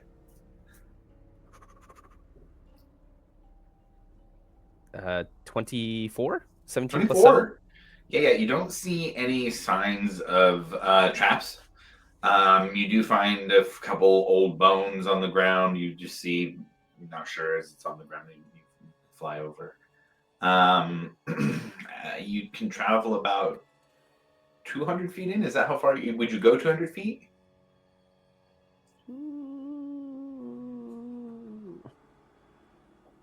Yeah. Okay, at 200 feet, the walls start to get smooth. You start to see etched murals on them. Ooh. Do they have like a... Are they telling a specific story? A lot of them are pretty worn down. On one side of the wall, you see a lot of depictions of dragons that are fighting against very demonic-looking things, abominations. On the other side, you see very similar scenes, but it's often humanoids or heroes fighting against them. And it looks like the heroes on one side are, for the first 3 panels, able to fight off the oncoming hordes that are coming up from the ground. But it gets to the 4th, 5th, and it starts to show the scenes of them getting overwhelmed. Whereas on the other side, the dragons, and you see that their eyes, as they're etched into the walls, but their eyes have purple gemstones in them, and the dragons that are all depicted here on the walls seem to be holding back steady against the hordes coming up from the ground.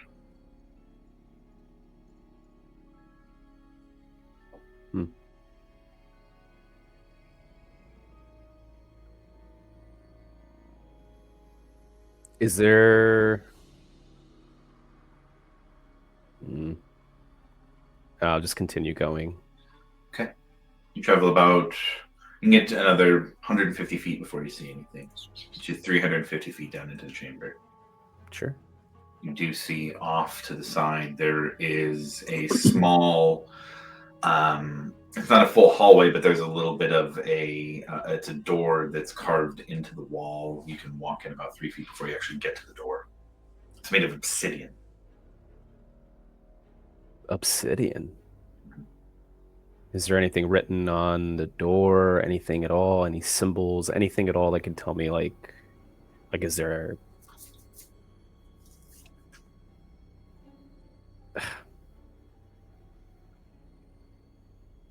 I don't know, like any sort of message or communication happening at all? It looks like there was some sort of sigil on the end, at the edge, or symbol or sigil at the on this door, central to where your eyes would be. It's etched, it's chipped away. That's ominous. And the door's open or closed? Closed currently. It looks push open only, push or pull, but it doesn't look like it's a very complex door. It's just heavy. Just because I'm paranoid, I'll check the door again, make sure there's nothing fishy about it before I push it open. Sure, yeah, roll an investigation check. Ooh, that is not good. 13. Looks fine. Okay, I'm gonna take a couple steps back, and I'm gonna tell everybody to hang back real quick, and then just to be safe, I'm gonna summon my echo. I'll tell, I guess, whoever's behind me, which I assume is the whole party, but I'll tell them that I'm just gonna take a look with my echo instead of going through the door myself. So I'll be deafened and blinded for a little bit, but I will summon my echo, and I'll have my echo go through the door. Okay, got it. As you check the door with that check, it seems fine. So you open it. Push or pull?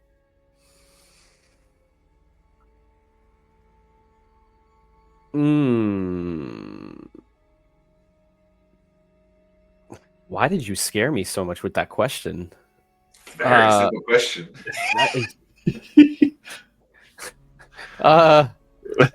Push. Okay. You push it open, and it kind of, as you do, you can kind of feel the vacuum of air kind of rush into the room. You can almost feel it like pushing you into the room as the air goes in, and it kind of gets equilibrium with the atmosphere outside. And as you look in, you see obsidian stairs down into darkness.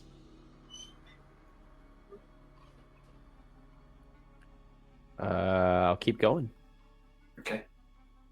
You can get 20, 25 feet before you see chains hanging off to the side, large chains hanging kind of down in a downwards angle from like the same way the stairs are going.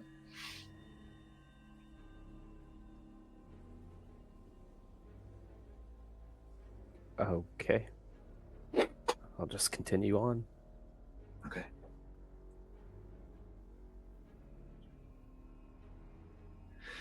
Another 25 feet, and you see a platform at the bottom. Still obsidian and about 25 by 25 feet square. And you see this is where the chains end too. You see then there are also chains on the other side going up in the other direction. 4 total now that you can see is leading down to this platform. And on this platform, I think the word that can best be described as what's here is a sarcophagus. Very plain. Obsidian, but no markings on it, just jagged black rock. And at the top in the center, a dagger sticking out of it. Oh my god. It's not going to be that easy. Touch it. Grab it. Bag of sand. Replace it. Yeah, I'm just going to have my echo just beep up to the dagger. How far can your echo go, and is it just your echo going in? It's 1,000 feet. It's 1,000 feet now at your level. It is. While your echo is being used in this way, it can be up to 1,000 feet away from you without being destroyed. Oh, you're doing your the same feature you used before. Don't Yes, you? yes. Okay, got it. So I'm like back even before we as the party did not cross into the door, but my echo went through. Got it. That's totally fine. Same description for everything so far up Okay. to that point. I will obviously either way, just be check communicating it. what I see, and then I will. This is. I don't know if I should be in there, and if it's scary and spoopy. Do you want me to push your body in there?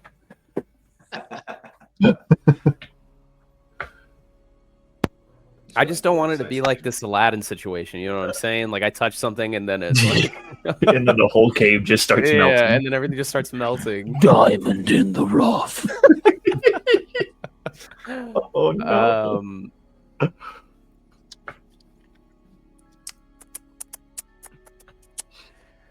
Yeah, my echo's gonna go up to the sarcophagus Okay. and pull the dagger. Yes. Good. Okay. It gives a little bit of resistance. And as the echo touches it, what are you only looking through the echo, or are you kind of looking in? Can you look through the echo? What? Yeah, you can't look through the echo while you're doing that. I can look. I transfer my consciousness to my echo, and as an action, I can see through my echo's eyes and hear through So its you're ears. fully it. I'm in it, but I can end that connection at any time. That requires no action, or I can teleport and swap places with it. Okay. So I can then be, but my consciousness is in the echo. Yeah. Okay. When you grab it, you look down at your echo hands, and they start to kind of change a little bit. They're warping.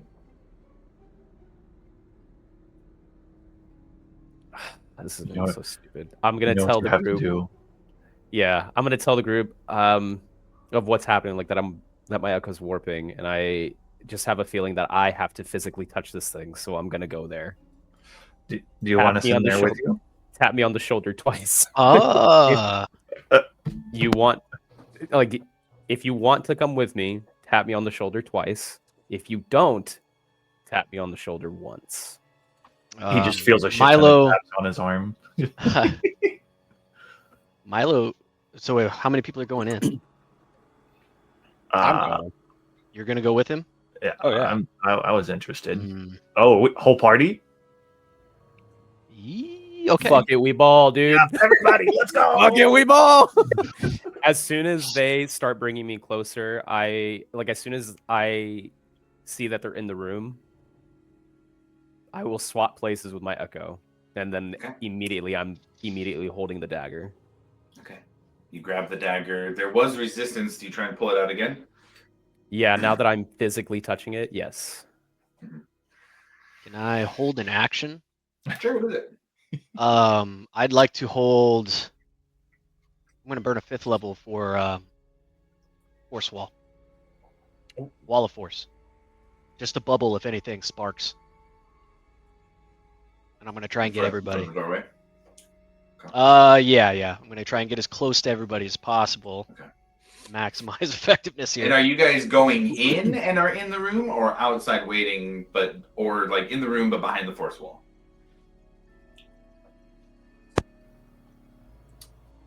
I mean, I'd like to try to be as close to Grim as possible. Yeah, I was gonna say I want to be like That's- up on that sarcophagus. And I'm with the squad readying the force wall. Okay. Grim, as you grab this dagger, you hear a faint voice in your head. To remove this dagger is to make a choice. It binds that which is in the sarcophagus. That is the cost. Another hand has touched the beacon. That Can you just say which one is more time what the within- voice said? that which is within cannot be killed, can only be bound. To take the dagger is to release what is inside. The dagger binds what is inside. The cost of the dagger is releasing what it is. Otherwise, the dagger is yours.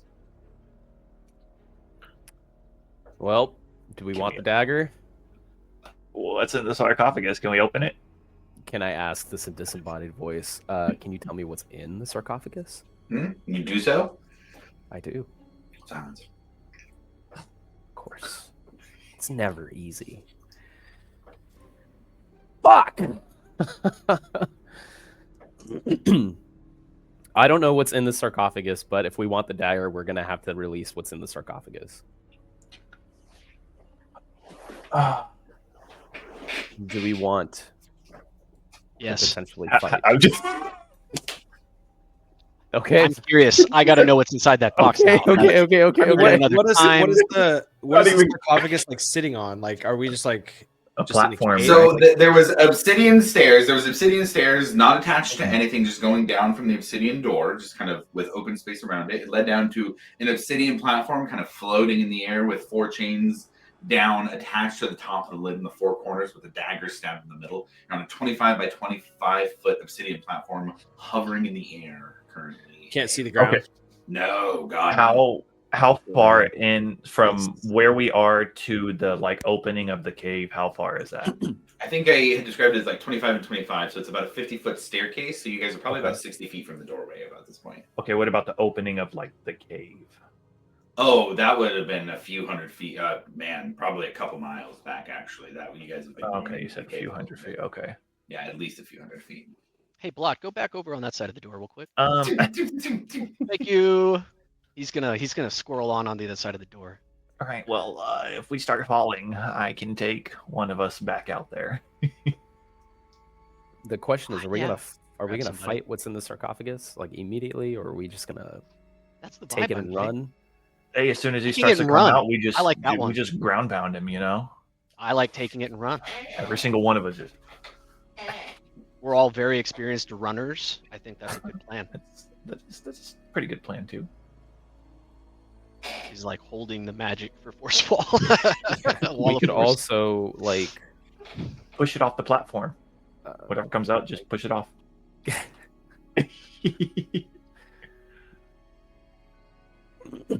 grab the thing, and then we can all push the sarcophagus off the platform. Ooh, Before it gets that out could of the be potentially a sarcophagus. good idea. Yeah. Yeah. I feel like the 5 of us could do it. DM, is that a possibility? You can certainly try. Oh, okay. Don't act like you don't know the answer to that question. You can certainly try. We're at the end of the campaign, you guys. You know you can try it. Oh man. Pull that dagger. Are we? Am I pulling and are we running or are we fighting? Pull it and find out. Okay. Yeah.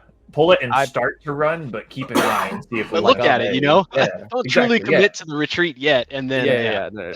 Well, like don't look like back, Grim just run. starting a Take a medieval solid lawnmower. 6 seconds to size it up. Yeah. Like Grim is starting a medieval lawnmower. He yanks that thing up, dude. Roll athletics check. Oh fuck. It's all this hype, and he's like, ah.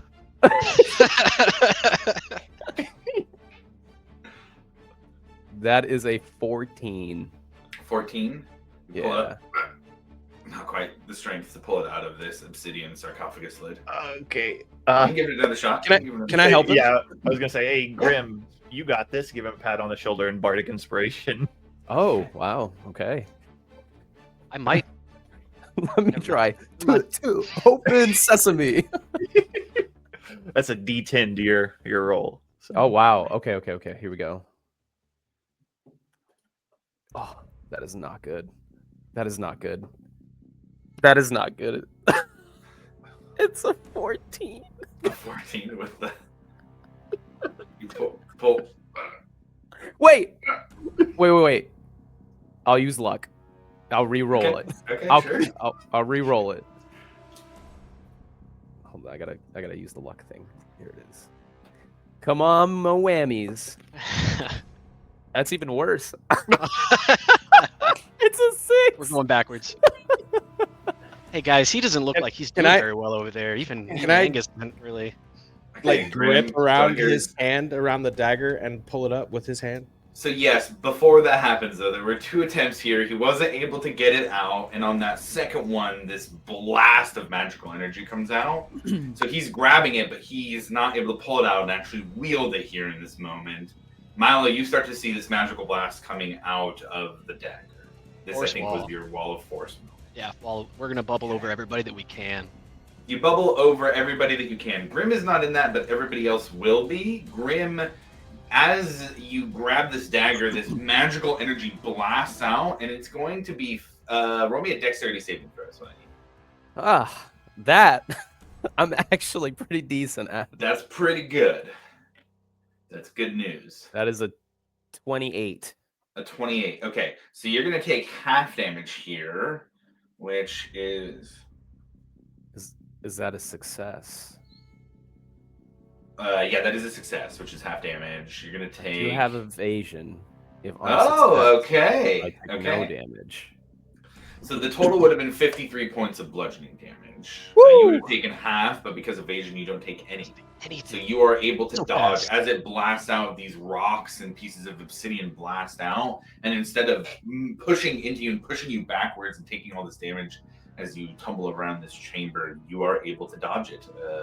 Uniquely qualified for that situation. The wall of force is up. The dagger is still there. You can get it. Come on, 3rd time's the charm. Reach out of the bubble, tap him on the shoulder, give him another bardic inspiration. I'll allow it. I don't know if you can, but I'll allow it. Okay, here we go. Don't let me down. That's 2 charges. I know. Here we go. Okay. He's 16. 16, 17, 18, 19, 20, 21, 22. 22. Ooh, that's better. Yeah. That, well, you pull the dagger out, and you see that same blast exude out. Now you're the wielder, so it's not going to deal damage to you. But it is still going to blast up against the force wall. Milo, you avoid saves for everybody. 56 points of bludgeoning damage. 56 points of bludgeoning damage on a failure. Half on a success. That wall of force is blocking. So God, magic makes life so much easier, doesn't it, guys? That is All a that. good use of wall of force right there. You saved a lot of damage being soaked up for the team right 56. there. A lot. If I'd have taken and- both full hits, I'd have been down to 1 HP. Oh yeah, this was. Well, I'd be not- dead, yeah. Yeah, there was some grave things here. So Grim, you pull the dagger out. Go ahead and add the awakened version of Whisper to your inventory, Whoa. Okay. and the lid of the This is sarcophagus. the punchline. Here's the punchline. What do we do? What do we Uh, do? Tell me yes or guys- no. Stay inside the bubble for now. Yeah, back Nothing the can bubble. blow through this. Can I cast spells outside of the bubble? Nothing can pass through the bubble. Oh fuck! All right, Nothing Stay in the can pass bubble. through, Stay in the yeah. bubble then.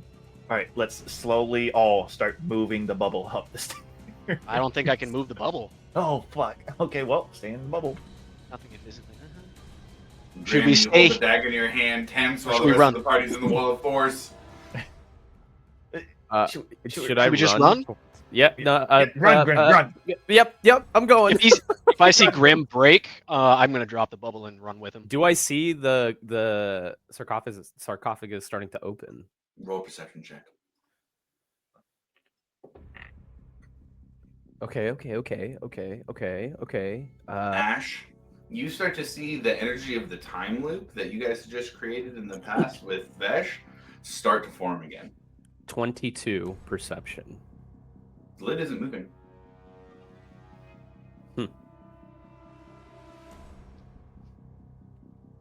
It's disappointing, honestly. So nothing's really happening right now. Oh, what did we just do? Well, let's leave.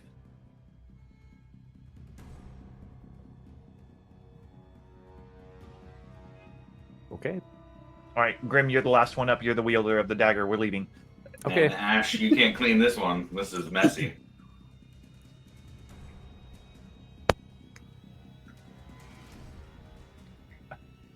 Ash, help! How big is the sarcophagus? He's downloading the whole process of what the fuck just happened and trying to upload it right now to us. Calculating. Well, Yeah, I mean, 8 foot by 4 feet. A standard sarcophagus size. We'll call it King Tut size. Okay, you guys think whatever it's like an actual thing in the sarcophagus, and the sarcophagus goes into the deep darkness, will be okay? I wish it was that easy, but I'm assuming that what we just did is a lot more complicated. I'm sure.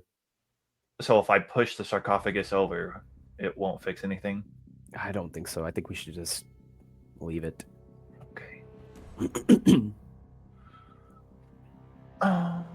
Okay, let's leave. Bye, everybody. Let's go. Ash, Upstairs. you coming, buddy? I can't clean this. You just hear I the know. dial-up sound. I know. Just It's okay. disappointed. I know. We'll figure something out. But we gotta go. We're making messes. I promise we'll try not to make any more messes. Emphasis on the word try. Yeah, now let's go grab that other item out of that person's hands. He's just gonna put his head down and follow you guys. Don't worry, nothing possibly wrong can happen. Music. It's already happened. He just like stares at Ekamos. Okay. You guys head back up the stairs. Yep. Yeah. Drop the ball of force. Quickly running, nervous about whatever is in the sarcophagus. And as you're at the top of the stairs, you hear nothing. Ah. You exit out into the hallway. Milo, you spot the murals that Grim saw as well. They speak to you. Can I investigate those? You saw the same things. On one side, the humanoids weren't able to fight back the forces. On the other side, the dragons were. With your research that you've done, with your knowledge, with your lineage, you think that, in particular, the flavor of dragons that are doing the defending on the one side of the wall are gem dragons. very unique. It was hard for you to find any mention of them at all. It was books that were on loan from Vasselheim libraries to the Solstice Academy. Is there anything definitive about like the creatures they're up against? Mm-hmm. Mostly abominations, demonic forces. Abominations. Mm-hmm. Sometimes there's devils. They're fighting the demonic forces as well. Sometimes the dragons as well. But it is mostly abominations. Any key figures or reliefs, inscription, like names? Roll that investigation check. I get advantage now. Yeah. Good. First one's a 28. The second one's a 35. Damn! 35? Yeah. That's halfway. I mean, that's halfway past impossible. Good combination of words right there. Halfway past That's impossible. halfway past the 30 is impossible. Based on 5e standards, 35 is halfway past impossible. There were 3 demon lords that the purple gem dragons fought against.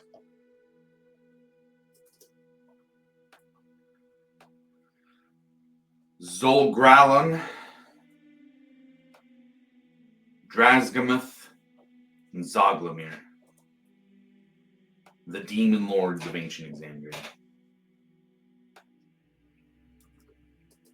Each of their names down at the bottom of one of the murals listed as the fight against their armies. There's a equivalent side with the humanoids. And anytime those 3 are written as the forces that were being gone up against, the humanoids lost, where the dragons endured.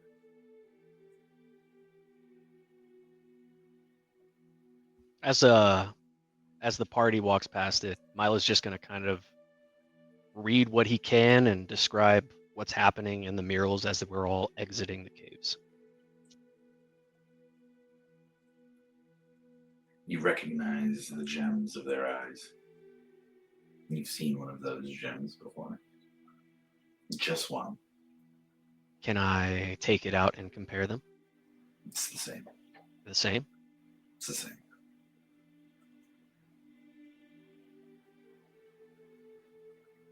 Just kind of looks at him for a moment,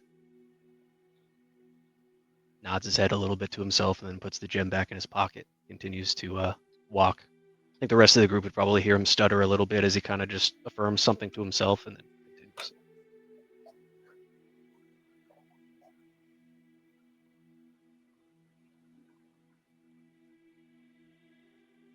Do we want to take all these gems? I would prefer that we left him alone. Oh, Please stop taking things. okay, Ash, I'm sorry.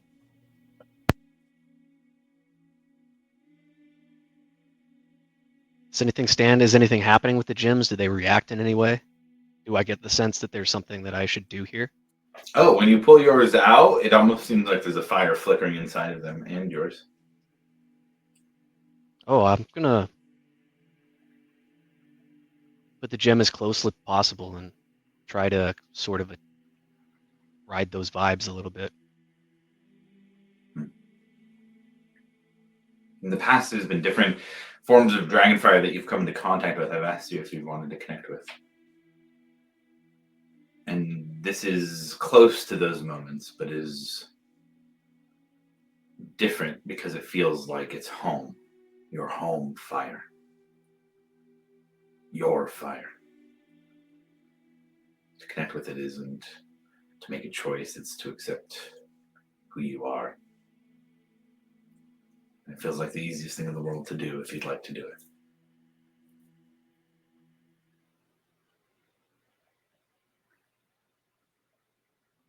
I think Milo's about ready. And he kind of takes a deep breath, closes his eyes and exhales, and just tries to pump as much magic into the crystal as possible to just let all that go and accept what he's supposed to do. There's always been unstable magic around Milo. Music that he has sought to I said music again. God damn it. Magic that he's always sought to control. Like music to his ears. There we go. There was the description I was looking for. Like music to Milo, but to everybody else, cacophony. And bringing that magic into balance has been the way that Milo has mastered all of these different schools of magic that it takes most decades to learn, that he has managed as a teenager. Ancient forms of magic that nobody practices anymore, Milo has taken over. And in most cases, in the present world, that is how Milo has interacted with magic. But now, in this moment, connecting with this fire, connecting with this magic here in these purple gems, there is no need for control. The magic is now Milo. Milo is the magic around him. Can you give me some description of what the rest of the party sees as he connects to that? I think at first you guys would see him just try to channeling his own music. So you would see like the geometry of magic and all the blue lines and stuff like that, neon blue laser lines and stuff. And then all of a sudden, like almost like Dragon Ball Z, everything would kind of go purple and his hair would start to flutter up and start to go as energy just warped around him, and it goes all the way to a deep amethyst purple color as the magic swirls around. You all begin to feel the air around you in the cave move violently. Not at once and without stopping, but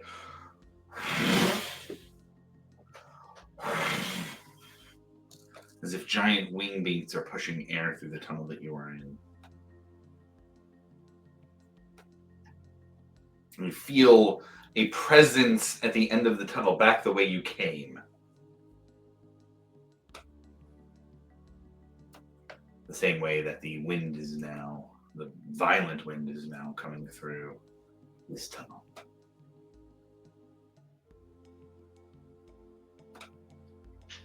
You guys are ready to possibly meet my father? That's what I'm guessing is at the end of this tunnel. As he looks over his shoulder at his friends. Sorry, you said your father? I never knew my father. I might get the opportunity for a little bit. Sick. Let's do it. You think he's going to be upset that we have the dagger, or you think we'll be okay? I gotta be honest, I have no idea.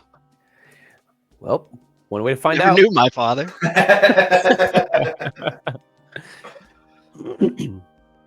I'll push Milo up ahead and I'll tell him, all right, your turn to lead. Shit. Yeah, no kidding. Yeah, I think it is. You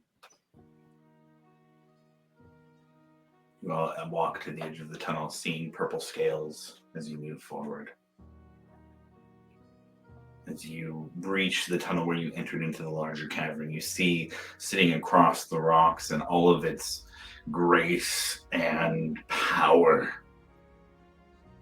an ancient purple gem dragon, standing here, ready to address the party. My name is Aiden, and one of you carries my blood.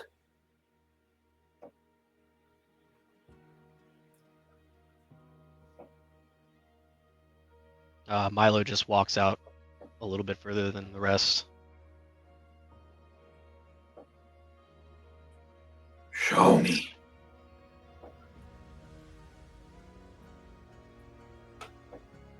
Milo's gonna let the amethyst crystal just move up in front of him, using his telekinesis to do so. And then he's just gonna let it go, let all the tension, all the anxiety, let his magic blend, and he just kind of accepts what's happening. He accepts the guess he's taking at the role that might, after the information that he got from his mother.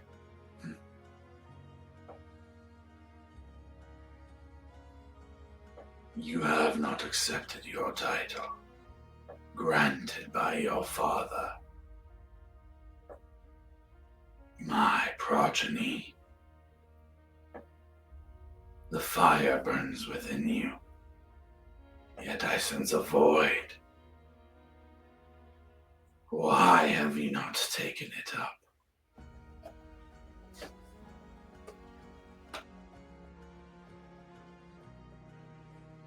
What if I fail? What if my magic, or what if I'm just not enough? Ah! And you see purple fire exhale from his nose. You are a dragon. You have always been enough. You will always be enough. That fire that burns within you has the power to shape the world. Why do you deny it? How do you expect me to accept it? I've never even seen you except in my dreams. I've never been a human, never quite an elf. Do not be worried with what you are. Be worried with what you can do.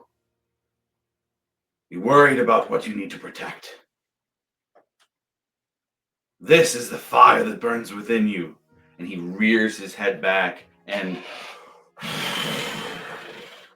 blows out fire through the tunnel. And if you guys weren't in this little side tunnel here, you would all be instantly incinerated. Milo, you feel an ancient power that rivals the fires of Tiamat that you have connected into. With the actual divine god, this power rivals. Without any bit of celestial connection, you feel this raw energy within you. You ask questions to give yourself an excuse. You can, and that is all you must know. The world can be yours, not to rule, but to protect as its guardian. You are dragon. You can. That is all that matters.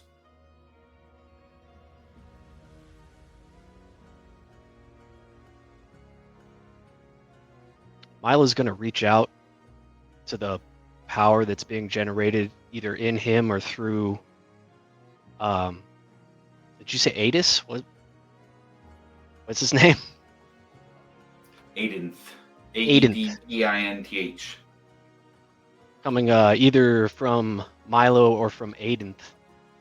And he's going to try and kind of magically or mentally or emotionally reach out and kind of grasp that. And he's going to say to himself, it's about time that I can do this. And he just kind of looks over his shoulder at his friends and kind of smirks and goes, as he kind of makes contact with the magic, and he looks over and he says, I am dragon. And you see big amethyst wings pop out, maybe like 30 feet. And he just tries to grab that. And as Milo connects to that purple fire, give me the description. Continue your description is what it looks like as your form begins to mirror Aiden's.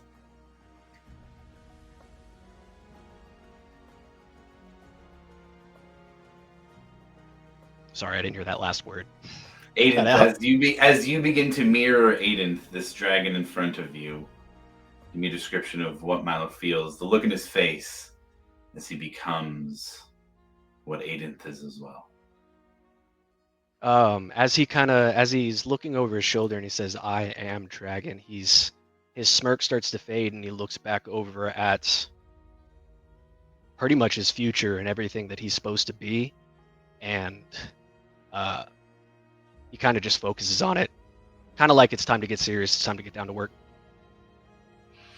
And as that transformation happens, Milo's form moves out of the side tunnel that you all are in and into the main chamber with Aidinth. And Aidinth once again rears his head back and blows this purple fire over Milo. And where you see this fire burn away at his clothes, at his skin, and everything that he is, a new form emerges. Aidinth is a large, ancient, purple dragon, and Milo matches his form as he turns into one as well.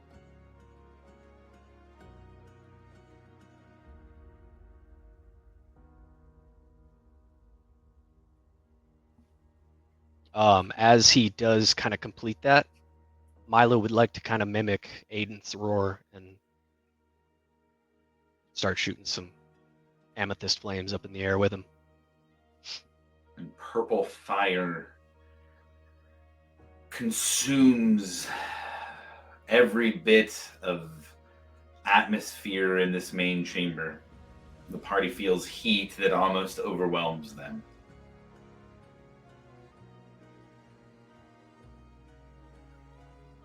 And as Milo changes into this form, Aiden speaks again.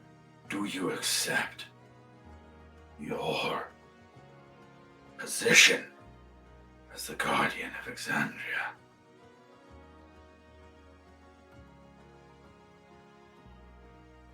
I accept.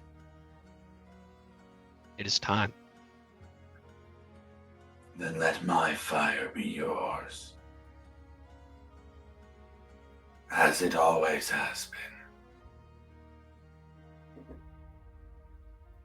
And Milo's form begins to return to the familiar shape that you know.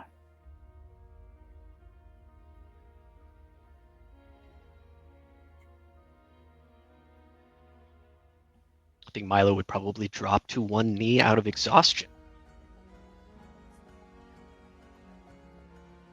We'll slow down the vibe a little.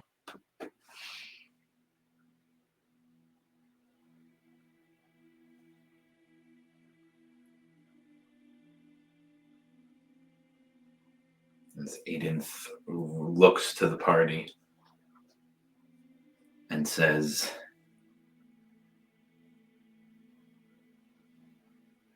"It is clear your presence here is unnatural, yet destined. You all seek strength, wisdom. But do not forget what you already have. What your world, what your time has provided you. There is strength in many hidden places of the world. Many people who you might not envision it in. The current age, my age, has lost sight of that. To usher in Exandria to a golden age requires finding those hidden truths, the secrets of the world that are kept hidden, so that those in power may remain.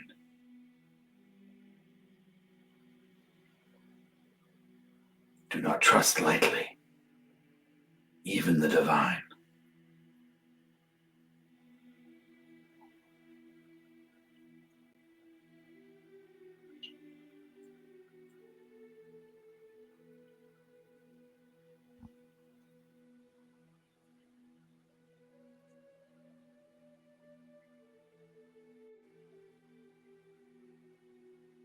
We will do what we have to do.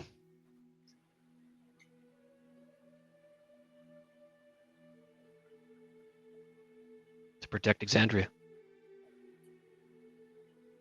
And our people. And he looks at you, Milo, specifically. As you are bound to do.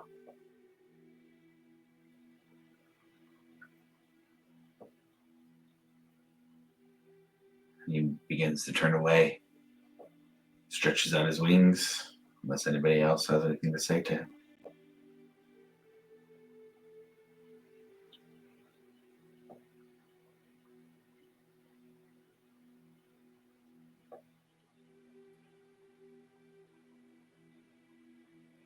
Lifts his wings.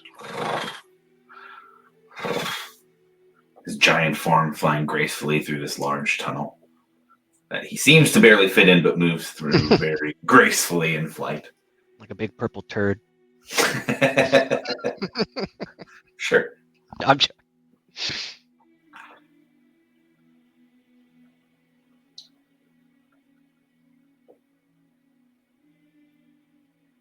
Leaves the party here quietly in Crystalfen.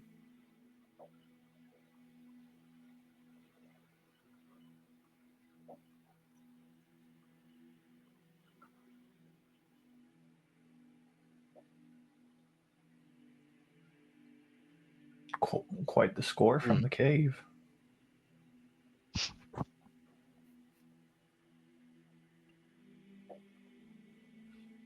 Is that how you imagined your meeting going, Milo?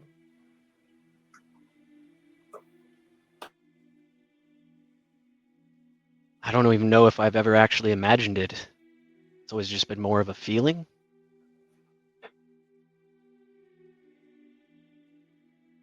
But no, actually, I thought it might happen outside. Did not expect the cave.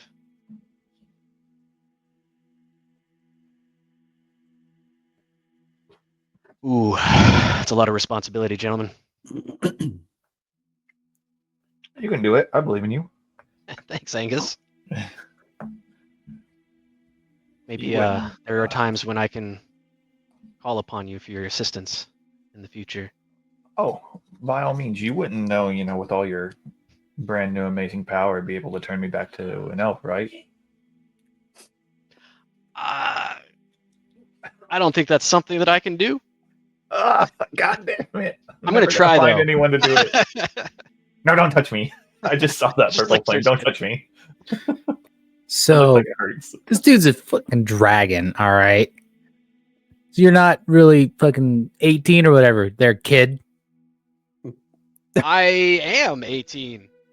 Yeah, 18,000. Yeah, 18,000 years old. Come on. Dad would have been 18,000. Mm. I'm a recent addition, I think. Mm. I don't even So know can you just anymore. like go in and out of your like go dragon like anytime? You can do that the Huh. whole time. Milo squats like he's about to try and take a shit and just says, "Go dragon!" and pressure. Yeah, no, nothing. I don't know, man. No. So I want to know if your dad's a dragon and then your mom's a human. Oh, here we go. How does that work out? Would Milo know anything about? Yeah, there's enough magic in the life. Fine. I'll make it make sense for you guys. Dragons have polymorph. Milo would know that dragons can turn polymorph and become a human. Oh, okay. Mm. I was thinking like how storks deliver babies in like little A little like instead of a stork, it's like a Same dragon. as fairy. little spirit dragon. Yeah, Yeah, a little there we spirit go. dragon delivers like little babies. Spirit dragons don't exist. Oh. We haven't been riding on it for like 2 Right days. behind us. There's a spirit dragon outside that goes, oh. They just get a little bit lighter. Clap if you believe in them. No, we have to believe or they'll disappear. It's like Dragon Tales. Milo's spirit dragon just slowly starts to fucking get Fade away. transparent. Okay, well, Met your dad, got Mhm. Whisper. awesome. Are there any other cool stuff in here? Anything Actually, else? Milo is going to look back over at the reliefs at Zolgralon, Drazgamoth, and Zolglamir and see if he feels any different about those three or has any other interaction.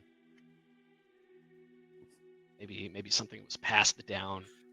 In terms of knowledge, no. In terms of a burning fire inside of you that makes you want to go and just destroy the reliefs themselves because they depict these demon lords that how dare they come into Exandria, your domain that's yours. That you will fight, that you will guard, it's yours. Nothing said. We're not going to let that happen. We will never let that happen.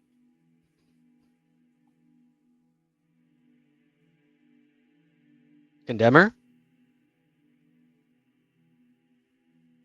Yeah, I think so. I definitely have to reorganize my stuff here because, as we all know, Whisper requires attunement, Mm, and I need to make some shuffles. hard here. choices. Hard choices. Dude, did you notice that I gave up my boots?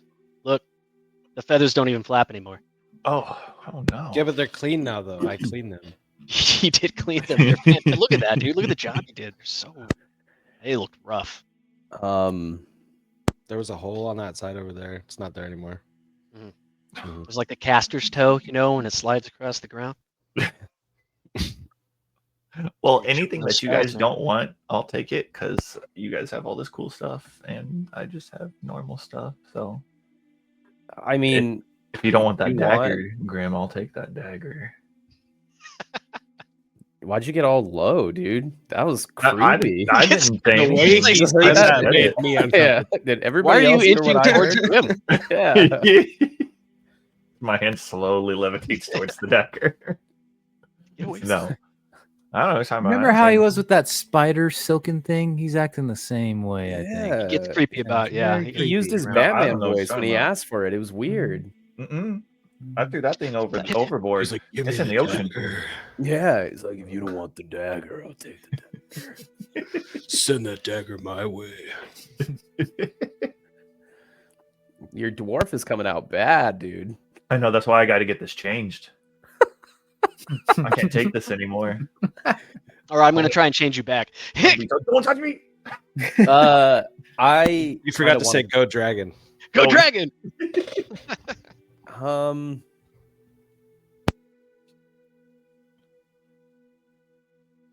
I can give you my scimitar if you want it.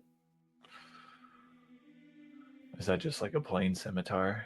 It's the scimitar of sharpness. It when Well, you that's the attack thing an where you object could, with yeah, this you magic could sword hack and somebody in hit, half. Yeah. maximize your weapon damage dice against the target. When you attack a creature with this weapon and roll a 20 on the attack roll, the target takes an additional 14 slashing damage. Roll another d20. If you roll a 20, you lop off one of the target's limbs, with the effect of such loss determined by the GM. If the creature has no limb to sever, you lop off a portion of its body instead. In addition, I don't know where that came from. Yeesh.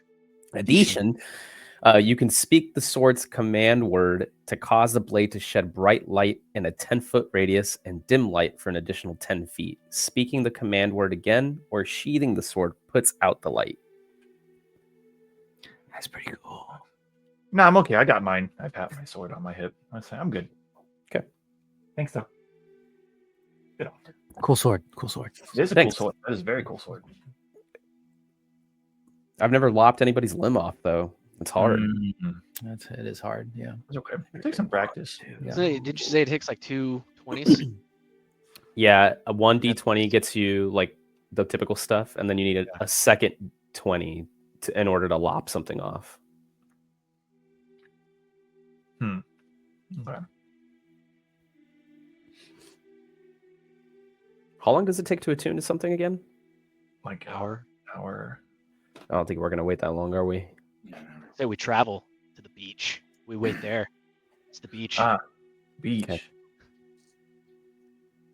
To the coast, to be fair. Not The necessarily coast. the beach. Somewhere near the beach. Coast, Beach. beach. Kind of back the same way you guys came. I'm going to tell you, you went to another continent before doing the thing on the same continent. So there's going to be a little bit of extra travel here. What do you guys do it to get back there? Spirit dragon. Just hop on the Spirit Dragons? Is that what I think so. I think that's what we I gotta. don't know. And do we have Yeah. any other options? Yeah. No, you guys hop on the Spirit Dragons, getting ready to go. Mhm. Cool. All right, so you guys hop on the Spirit Dragons, head back off across the large ocean that exists in between the continent where you were and the continent where you are now. Flying overnight. We're at dusk for the encounter we just had, so it's be kind of into nighttime now.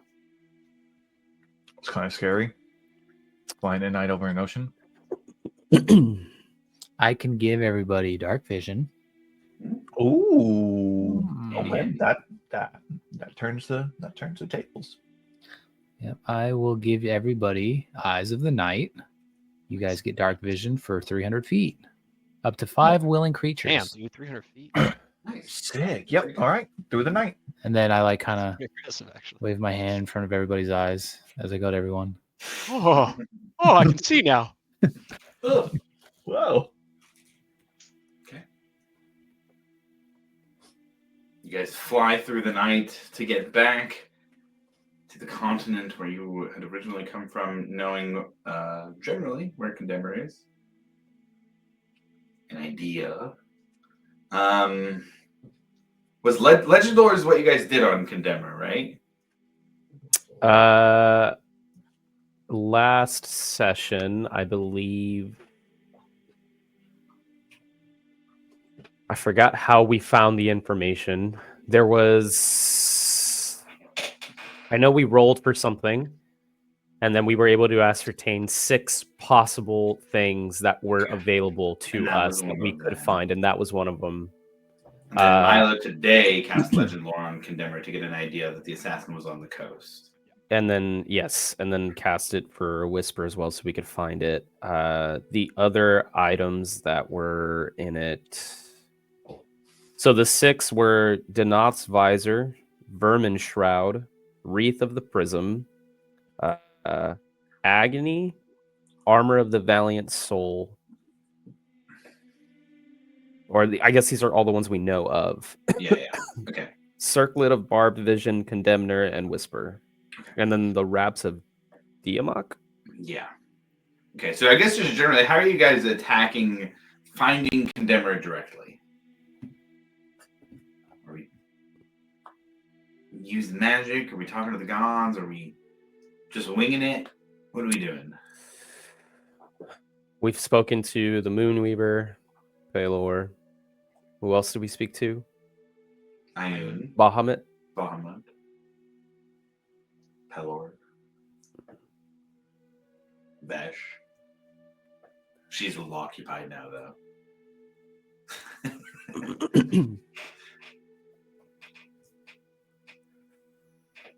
Since our last long rest. Oh, quite a while. Don't worry, we're getting there. I just wanted to see how you guys are attacking looking for it first before I had us roll the Constitution saving throws for exhaustion. Well, gentlemen, once day breaks, I can always cast Legend Lore once again. Okay. Maybe try and find a little bit more information. You want to get to the coast, chill out for a second, and then hit that once the sun comes up? That's a possibility. Now that we know who has it, we could ask about that. I think we should definitely get some rest, though. Like, I do not want to be out here with exhaustion. I think that's a terrible, terrible idea. Yeah, I'm feeling a little like my upper levels of magic may be off limits at this point in time. So rest is always good. Refill that meter. And then I don't know if you guys knew this about me, but if I don't have magic, I'm not very good at anything. Except running. have we... Does anybody in our party have any like direct links with Ioun? Ioun? Is that her name? Mm-hmm. Yeah, Ioun. It's a weird pronunciation, but yeah, Ioun. That's not one we've spoken to at all, right? No, we did. She gave me my circlet. Oh, yeah, very, that's right. very directly, like the first one you guys did. Yeah. Sorry. Everything's starting to blend together. Gods.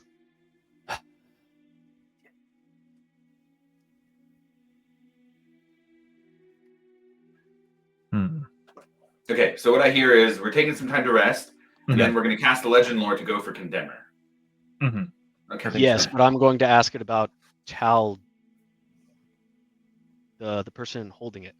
Perfect. That I wasn't going to directly suggest it, but if you were to do it on the assassin as opposed to the weapon, you might get something like location. So that's absolutely a way to go. So given where we're at in the session and what the next encounter looks like, I think is there any conversations anybody wants to have while you guys rest? Anything you guys want to do intentionally?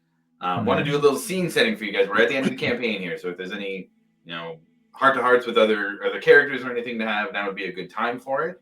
Otherwise, we can consider you guys resting, and then we'll do the Legend Lore from there. Milo, probably before setting up a tiny hut or anything like that, would take the not Ioun, but the Stone of Ioun and Silsine kind of over and kind of meditate with both of them and just kind of asking questions out loud, both to himself and any presence that's listening, just to try and to explore what just fucking happened to him. Okay. What do you ask out loud? How am I supposed to protect anything if I can't understand how to do that. Roll me I still a feel like Milo. roll me a religion check, and then also a D10. A little bit of a wild thing here with that.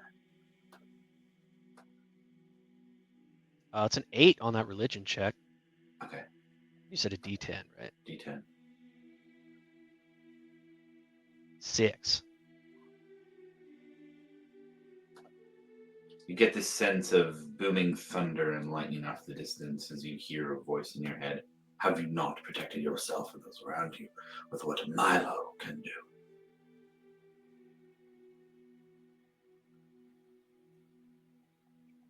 I have. What are the questions you ask?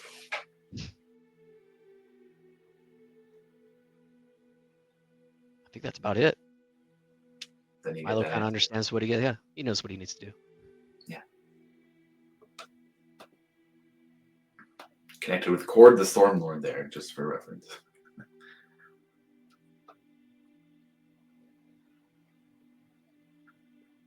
Okay. So we'll say Milo, I would assume makes a tiny hut. Yeah. Okay.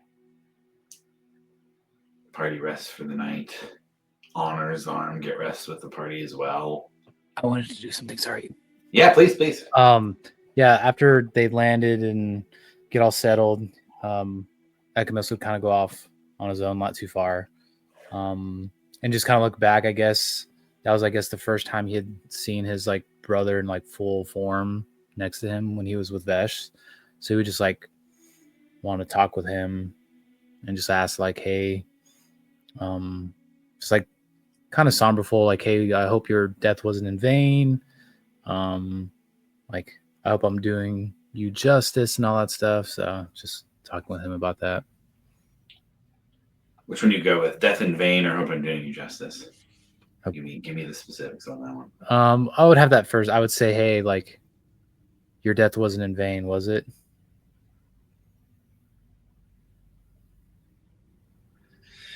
I think the way he would answer would be, I can't speak to whether or not my death was in vain, but I was happy before I died. I had family.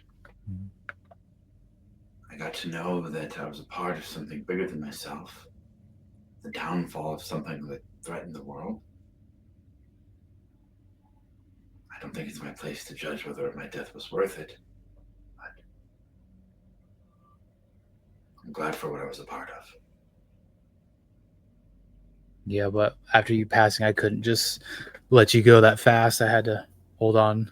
So I hope you were okay with that. If you wanted to rest, I understand, but I definitely wanted to keep you around just because I hadn't known you for however long, and we had that short interaction with each other.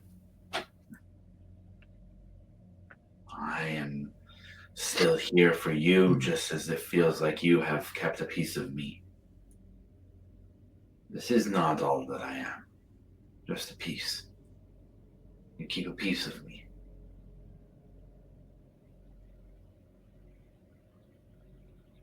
Enough to remember, and that is okay with me. I couldn't agree more. I just felt like I needed to have a moment with you and talk just about all what has happened and whatnot. So thanks for that. Thank you for everything you gave me before I did die. I wouldn't trade it for anything. Same.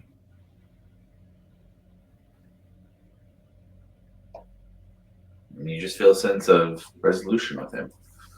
Peace.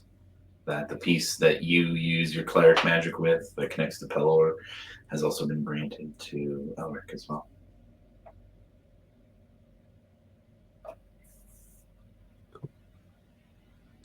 Yeah, then I would return back and catch some Z's.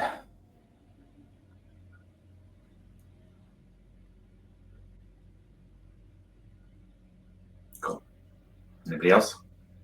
I'm just going to unattune to the scimitar, and I'm going to attune to whisper. Obviously, I know like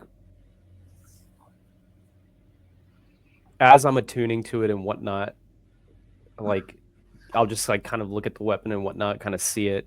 I've never held something so powerful before, so like knowing that this is like a pretty powerful weapon, it kind of just like not overwhelms him a bit, but it's like a nervous feeling of like, man, this is really like a big thing. So I'll attune to it, and then I will.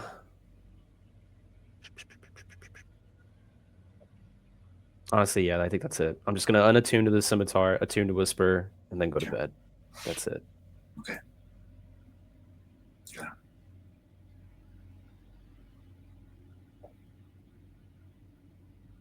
I'll take first watch. Okay. Mal takes first watch here in the.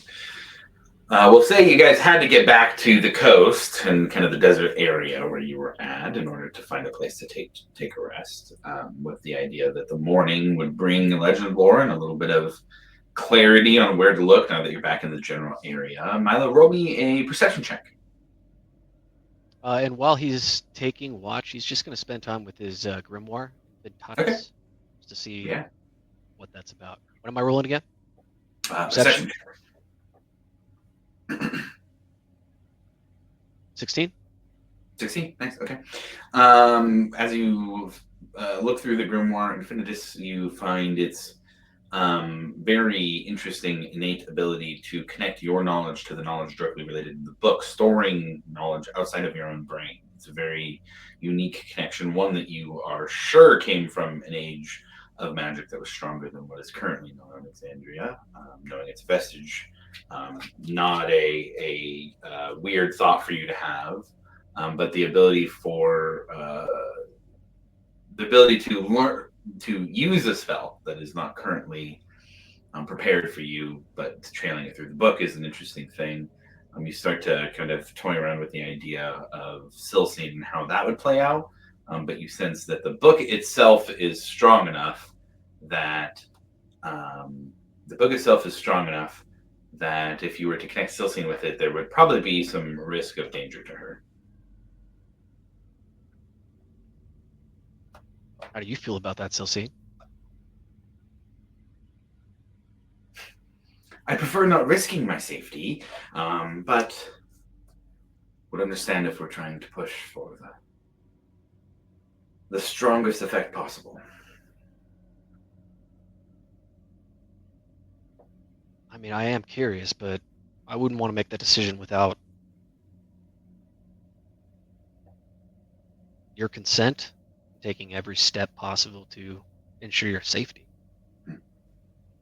Well, I appreciate that. We're in uncharted territory with me anyways. I have been pondering this lately, and I would like to continue charting territory with you. I think that's the point. And I understand that is what I am here for.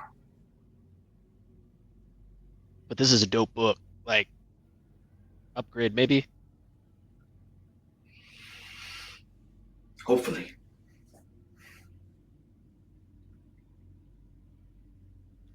How do you think we would even continue with that? Done it before, but this is a little bit different. Well, if there's the ability to connect your knowledge with the magic of the book indirectly, I feel like that might extend out to me as well, if I were able to connect. Interesting. I'm not going to do it tonight. Maybe in the morning or something like that when. Perhaps before we return to the present. Yeah, that's a good idea.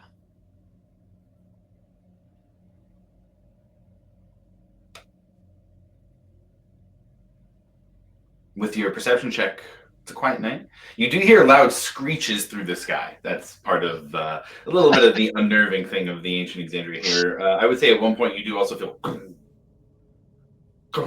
kind of, that T-Rex shaking of your... It just gets low to the ground. Yeah. Just get low, just get small. Yeah, there are large primordial things here in Exandria, but with that, I'll say everybody's able to mark a rest. I was like, Jesus Christ, we almost died last night.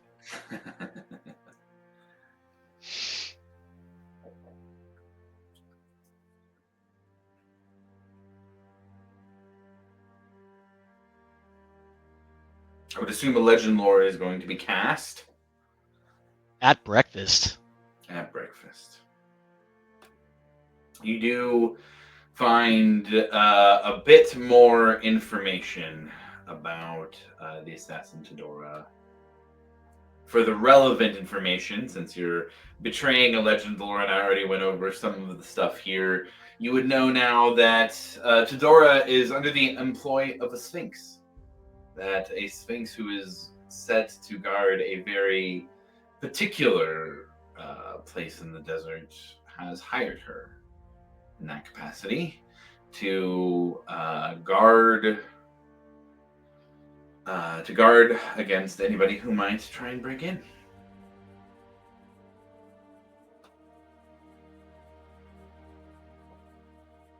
Bastion's Watch for the third day in an ancient Exandria. Here you wake up. You now have the location. We'll say that the legend you burn in the legend lore will get general directions. Legend lore is pretty comprehensive, and you guys are looking for from some very specific stuff. 4 hours to the northeast, in the kind of area of western Wildmount, there will be a desert area with a ruin that is being guarded by a Sphinx and Tadora, at least, if not more.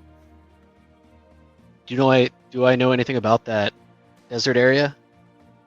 Oh gosh. Nothing that's not geographic, right? You would know that general area is the Clovis Concord. It's not desert by the time we get to the present, so there must be some climate differences that have led to a complete change in the type of biome the zone is. You know it to be much more jungle-like and lush in the present day, and so there must be some kind of large change in the location of the continent, or the way the airflows and water currents are causing weather to happen on the coast there. Besides that, nothing directly, nothing specific about the ruins or the civilizations that might have built them. We have our rough estimate of where we are in time. We know Taldora, we know the Sphinx, we know the location. Grim, do you remember anything about those things that might tell us about what's happening? I mean, I'd kind of like to roll a history check if I can, or help Grim do it. Yeah, I mean, I can, as long as it's okay with Josh. Yeah, I can roll a history check to see what I do know.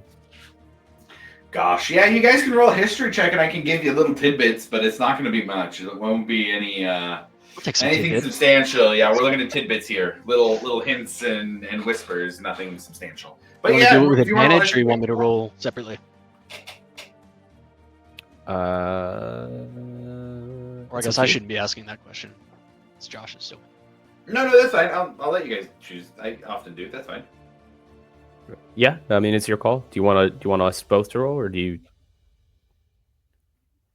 My history's not bad. Let's roll. I was gonna say let's both roll separately. I think I get advantage anyway, so that'll go up to like 3. Okay. All right, here we go.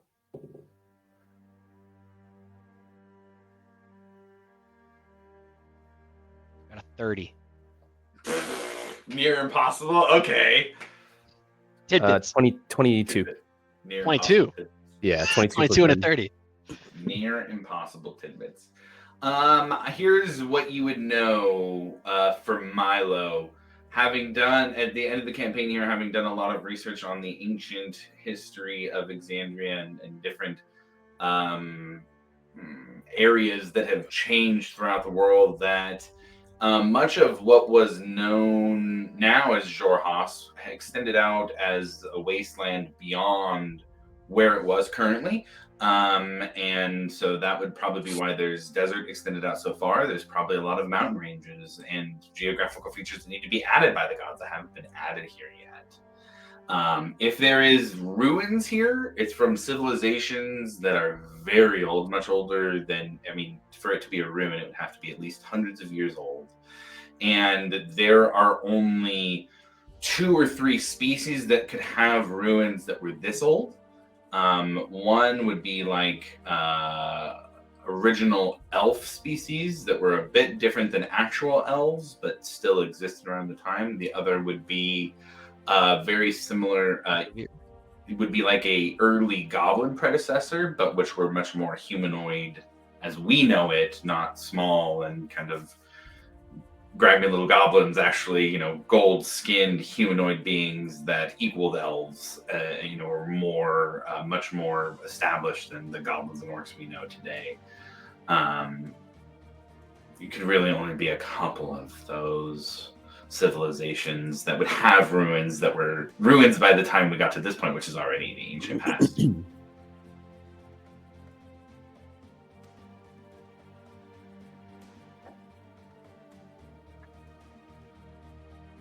Tidbits is what you get for 30 on tidbits. You guys hear that conversation?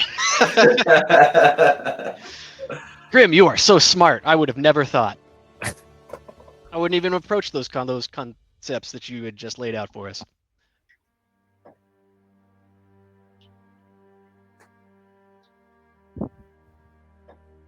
I guess we just head in a direction then. Yeah, you can just head in the direction. If you guys just want to head in the direction, you can head in the direction. Get on your spirit dragons, and did anybody else find their name for the dragon with the features that they wear? And give some personality traits if anybody else remembers who hadn't gone over it yet. Sounds like not. So the party then hops on the spirit dragons, travels through the desert, going again over some of these ruins and pyramids in the area. And I would say flying high enough you guys can see about a half a mile out. A ruin that it actually looks pretty well built, but there are ruins around it, and there is some kind of flying creature atop of it. It's maybe 30-40 feet tall, and seems to be some hubbub down in the sand that's very easy to see with nothing but dunes in any direction. I'm going to change the vibe a little bit before we get into this again. This is a little positive and resolute. We're going to be a little more.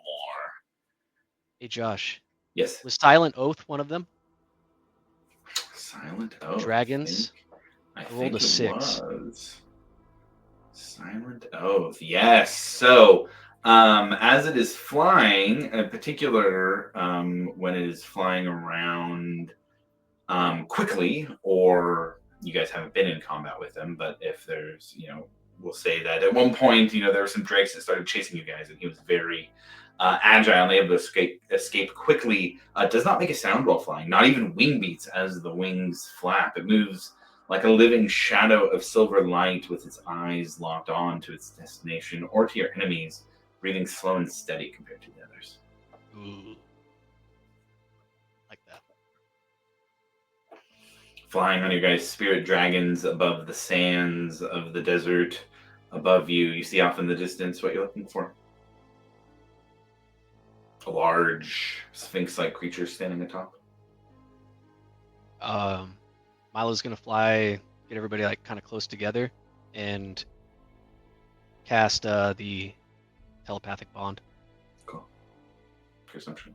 While you guys are doing some quick planning, I'm gonna take a quick 30-second break, and I'll be right back. How would you So guys we like to know- approach this? So somebody has it, right? Like it's like a Yeah, Taldora. they're just like Right. a bounty hunter or something, or what are they? Yeah, gun for hire, bounty hunter, assassin.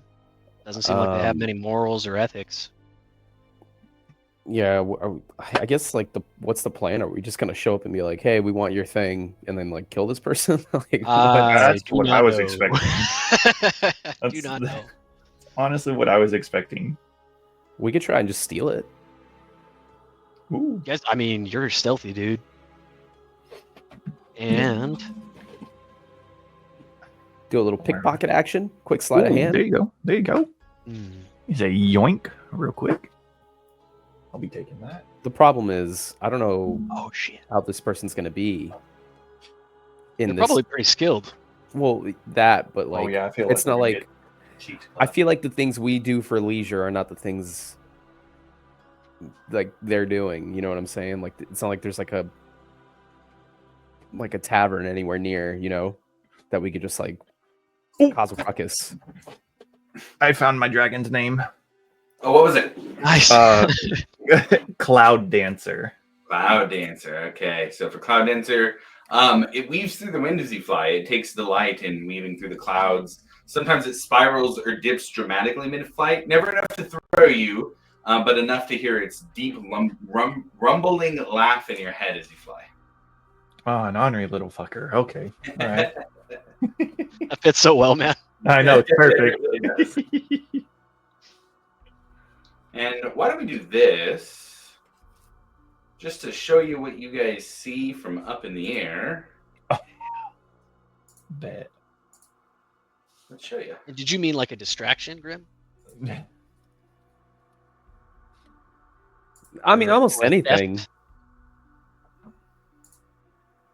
They got to be like super tense, super like high alert, Oh. doing what they do, right? Oh my god. Oh God, the Sphinx is like right there. Did you guys see that? Yeah. We're close enough I now. did give the description of the Sphinx being up on top. Yeah, but I thought inside of a cavern or something like that. They're just right out there. Oh, Oh my yeah, God. yeah. Straight shot to you guys. Okay. I see a camel as well. Yeah, yeah. Is that Sphinx alive? Is it a statue? You guys want to go parlay? Ooh, Parlay, I love me a good parlay. dude. I'm a pirate. Angus. You can't say that word. Angus and Johnny are the Oh. parlay masters. I say, I vote that you guys parlay. I mean, I don't even Ekimos, know- you're a charismatic man as well. I've seen you. I've heard I don't you. even know if they're gonna understand us. We can We can always try. try, and I can comprehend any languages. Oh, I can there we always go. translate. I believe Angus can as well. No. It depends I on can what it read is. all writing. Oh wait, yeah, comprehend languages. Yeah, I can do that. Yeah. Never Yeah, mind. see, look, he's got it. So wait a minute. I genuinely don't know how we're gonna do this. Like, Just walk up, and be like, "Hey, how's it going? We save, your- and then we hey, go talk to him. we like your weapon. Can we have it? You want to trade? We'll see if they want to trade for your sword. Sure. Maybe. What I does don't know. Milo know about sphinxes or sphinxi or the plural of sphinx? You're I muted. believe muted. it's pronounced Spunkle. Spunkle is the plural of things. Roll me a Arcana canon. check or history check. I'm gonna go with history. Oh shit. Should have went with Arcana. I think I will go with Arcana. What do you guys think is better, a +10 or a +5 with advantage? +5 with Ooh. advantage? That one, that's pretty nice. Probability I like that. seems +5 with advantage. I'm gonna go with history. Okay.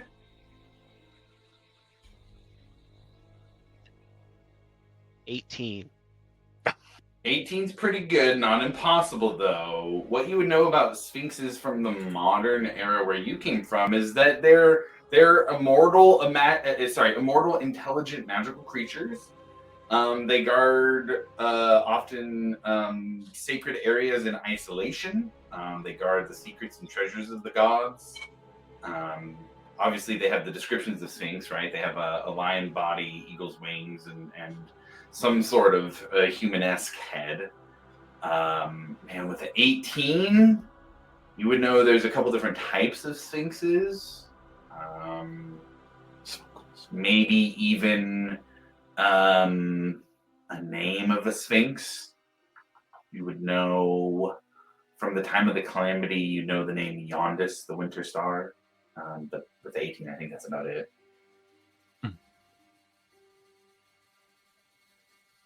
Is that dead bodies right there?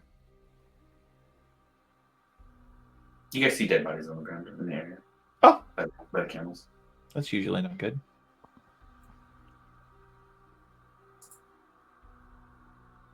Well, Sphinx seem pragmatic at least. We at least Maybe we talk could just go to it. explain the situation. Yeah. Yeah, you know. I definitely heard the word immortal. Yeah, I heard that one as well. So it's not tussle with that thing. So we can always give it back. I know Yeah, we're not taking it from them, but yeah. maybe they'll be around. So we've got a sphinx, we've got a big dude with the staff there, and then we got a little dude on the rock. Then we got dead bodies, and a wagon and a camel. I'm gonna name the camel Steve. Man, Steve.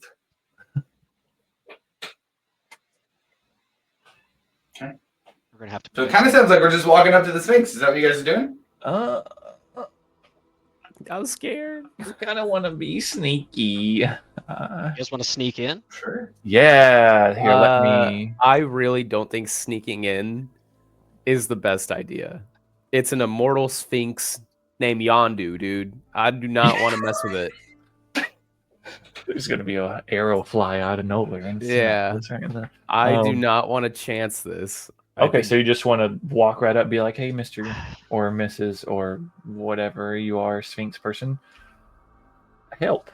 Hey, if they're in the middle of something, we could always come back another day. But Oh yeah, we could just do a flyby, see what's going on. let's just go up and let's just walk in and ask. Sure. I'm gonna Does hide. anybody? You guys want us to take a holding pattern? Josh's reaction. I'm getting good at holding patterns. I'm just saying.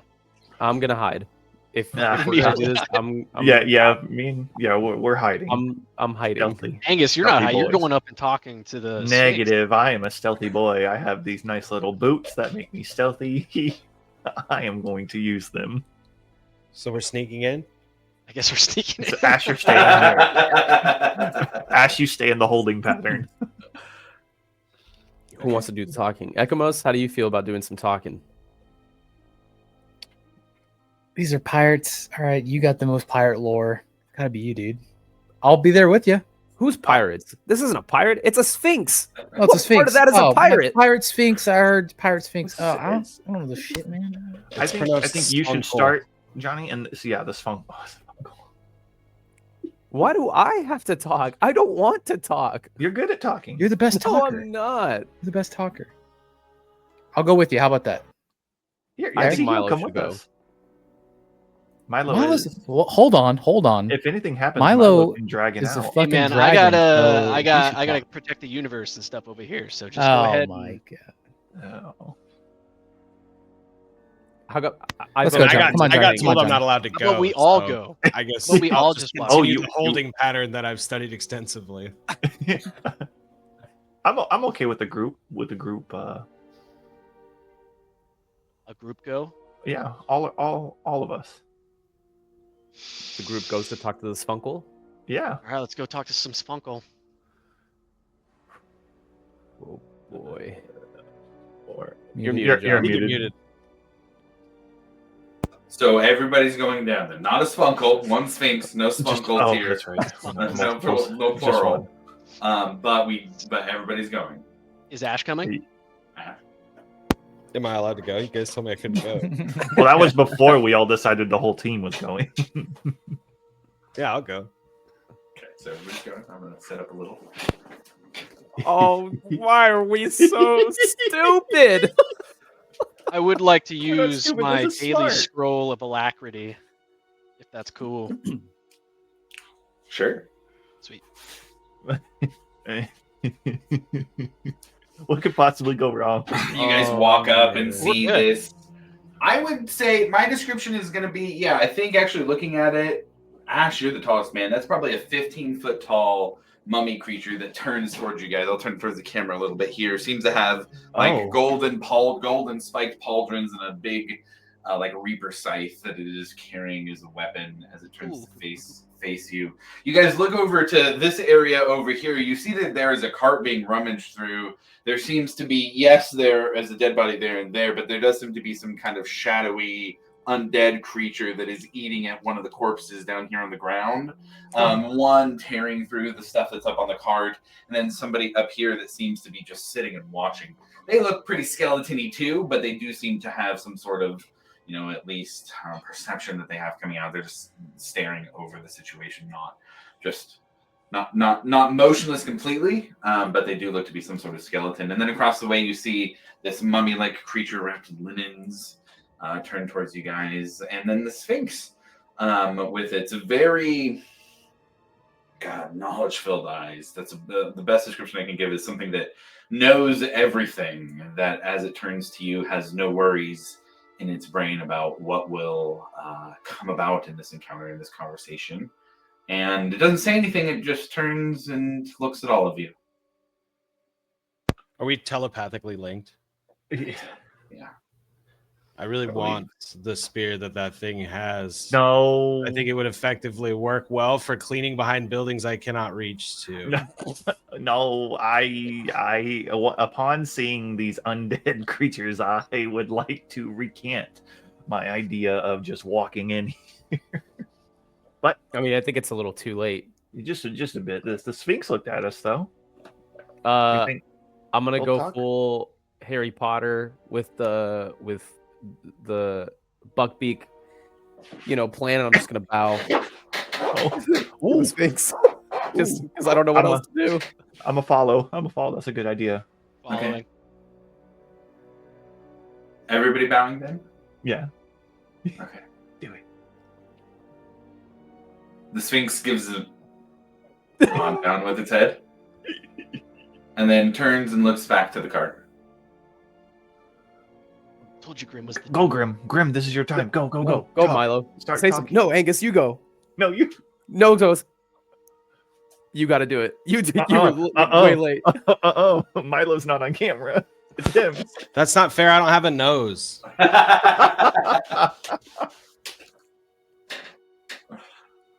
Go ahead, Milo. He just aggressively touches Angus's nose. There you go.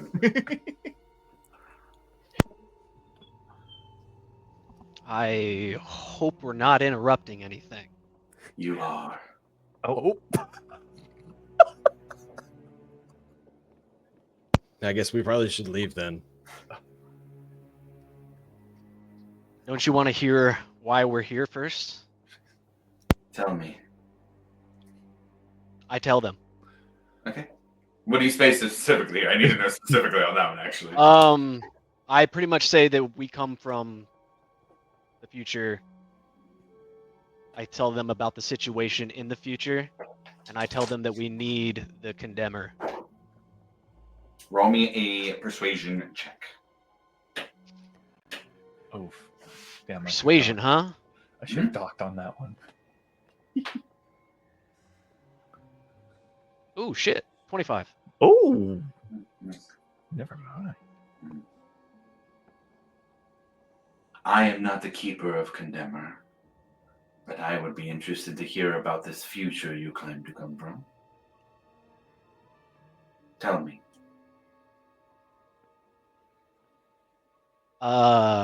Milo's going to look back at Johnny Grimm and Angus and the rest of the crew and say, would you like to talk to the other guests while I entertain... I'm sorry, I didn't catch your name. No, Sphinx. you didn't. I've only heard of one of your kind, and their name was Yondis. Roll a Never had the D100 pleasure of meeting them. D100 on that one. D100. D100 You're for a out name. the 88. rest of- Crazy. What was it? 88. 88, okay. Let's see which is Funkle.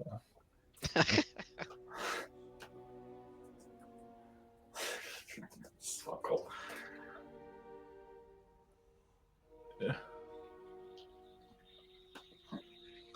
Milo, after that, ask them if they know where Condemner is. They'll say, as you say, the name of Yondis, then you keep the company of fools. Dude, Spunkle beef? That's crazy. This must be one of those upper class Funkles. Oh, it just simply means that they are of a higher intuition than most other Spunkle. Please, tell me more.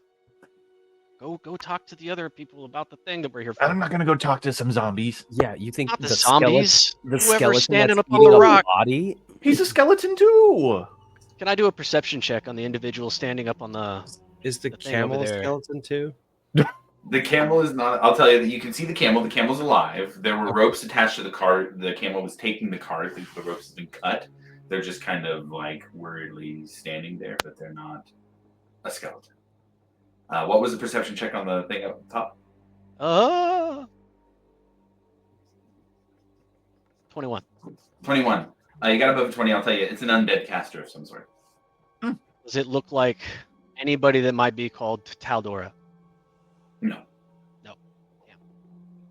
Tadora was a legendary assassin. This is a skeleton spellcaster. Bummer. Is it even looking at us? Like, do they even care? Doesn't seem to be. Cool. Okay, that's fine. I- No beef. Milo, I don't think there's a reason for us to have a conversation with a spellcasting skeleton and That's a true. zombie eating a body. Let's just talk to the Sphinx Absolutely. and then be about our way. You're absolutely correct about that. Tell the Sphinx I want the big one spear. I can trade my spear for it. Grim, get your boy in line. He's gonna start something. He can want it. It doesn't mean he's gonna have it. We just- Knowing see what we him, can he's do. just gonna walk up there and try and take it. No. Ash, He's we'll- gonna do that. Somebody should a leash, Ash- maybe. I don't know. we will do our very best to try and get you something like that in the future, but we need to get the condemner first. My name is Milo. They don't have condemner. Would you please share where the condemner might be? And No. this time, is there anything that we can do to sway you? What is your offer?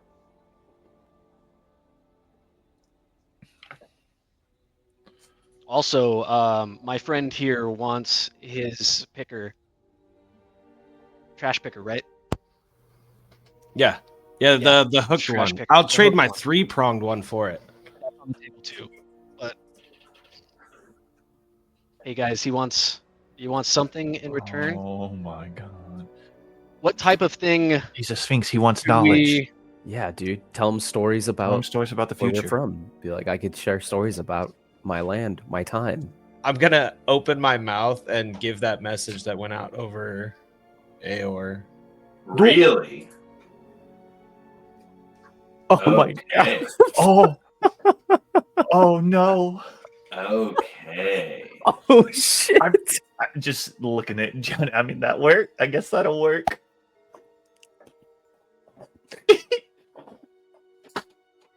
Do you want me to read it? No. I remember the message well. I will say the Sphinx looks down to the mummy, and you see this kind of, oh god, it would be a Nyx-like sheen in a different campaign, but this like look of stars and galaxies over its eyes as it goes over this cosmic sheen, and the large mummy creature walks over. Tosses down the large scythe in front of Ash. my god! Slides on the ground. I mean, Ash, this is twice as tall as you are in its current form.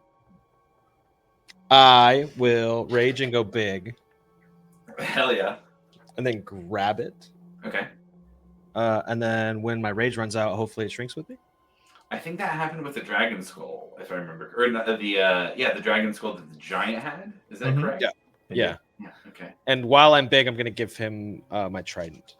Oh, you're gonna trade? Oh, you are gonna trade. Okay. So, yeah, you pick it up. I'll say, for the sake of flavor here, that absolutely does happen. Is your trident magical at all? No. Okay, so we're gonna change this to a +1 scythe that you pick up from this mummy creature, and take the trident out of your inventory. If you want to leave it in there for now, just mechanically it'll be the same for the sake of any combat that might happen today. But yeah, you trade weapons with the giant mummy that's standing in front of you guys for the exchange of information about the future. Well, I am less upset about changing the past now, gentlemen. Ash, you start to see that time loop energy start to crackle. On my new stick. No, around the Sphinx. Around the Sphinx. Oh.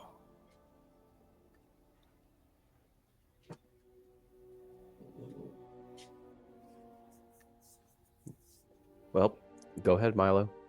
Was that? I mean, nothing on the condemner location for the, or was it Well, just a I straight think- trade? That I was just think their it's- transaction. That was their transaction. You gotta. Damn, I thought yeah, that was you've gotta way give- in on something else. All right. Oh, guys. Do you want something tangible? That doesn't seem like a Sphinx something. But I am wouldn't want to presume. Nothing. Then You're don't. not gonna give me any leads. Oh god, I hate this guy. All right, let's. But I think we just leave. We got the science. He doesn't know where the condemner Give him a is. cool story, dude, about the Yeah. future.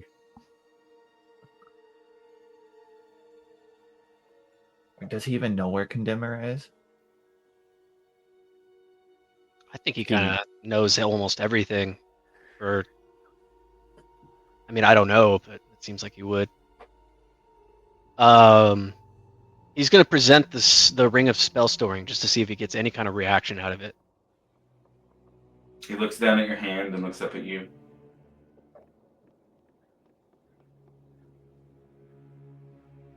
Would you take this for information on the condemner?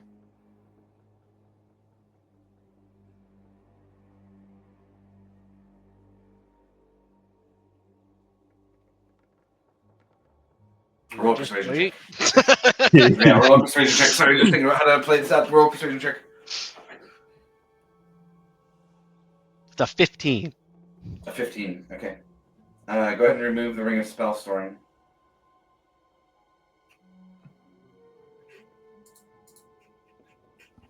I really like that ring. It's okay. It's okay. We'll get something cool. Maybe. Oh God, Mal, I'm so sorry. Oh. Hold on.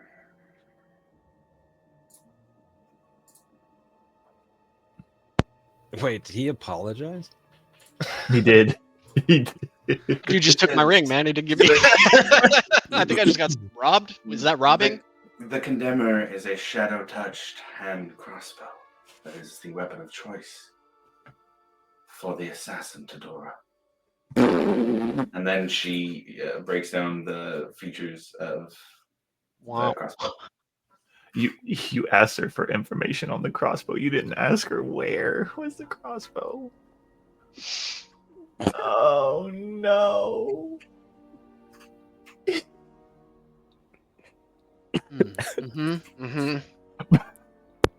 He is going to dig into the bag of holding, and he is going to produce some vine wreath mushrooms. Oh, Yeah. yes! Wait, do we have those like extra strong ones that I think I have the some experimental too, one? Yep. Yeah, because I think we all got some. Yeah, we talked to have the gnome guy, and he said these are like experimental. He was really trying to kick it up a notch. He made it with an them. actual item. I have that. I think item in you my took Oh, bag. some. let's go! Yes, Yeah. give him that one. Yeah. Oh wait, Milo, look. And I like reached in my backpack and Got more? really good ones. Are those the better ones? Like the Tell higher him- activity tell ones? him, like Here, These use will the let one- him see the future. this is like, I think these are the rare ones. Tell him Grabs this will them, help like, let him see the Situates future. them a little bit. I have here. Do you know what these are?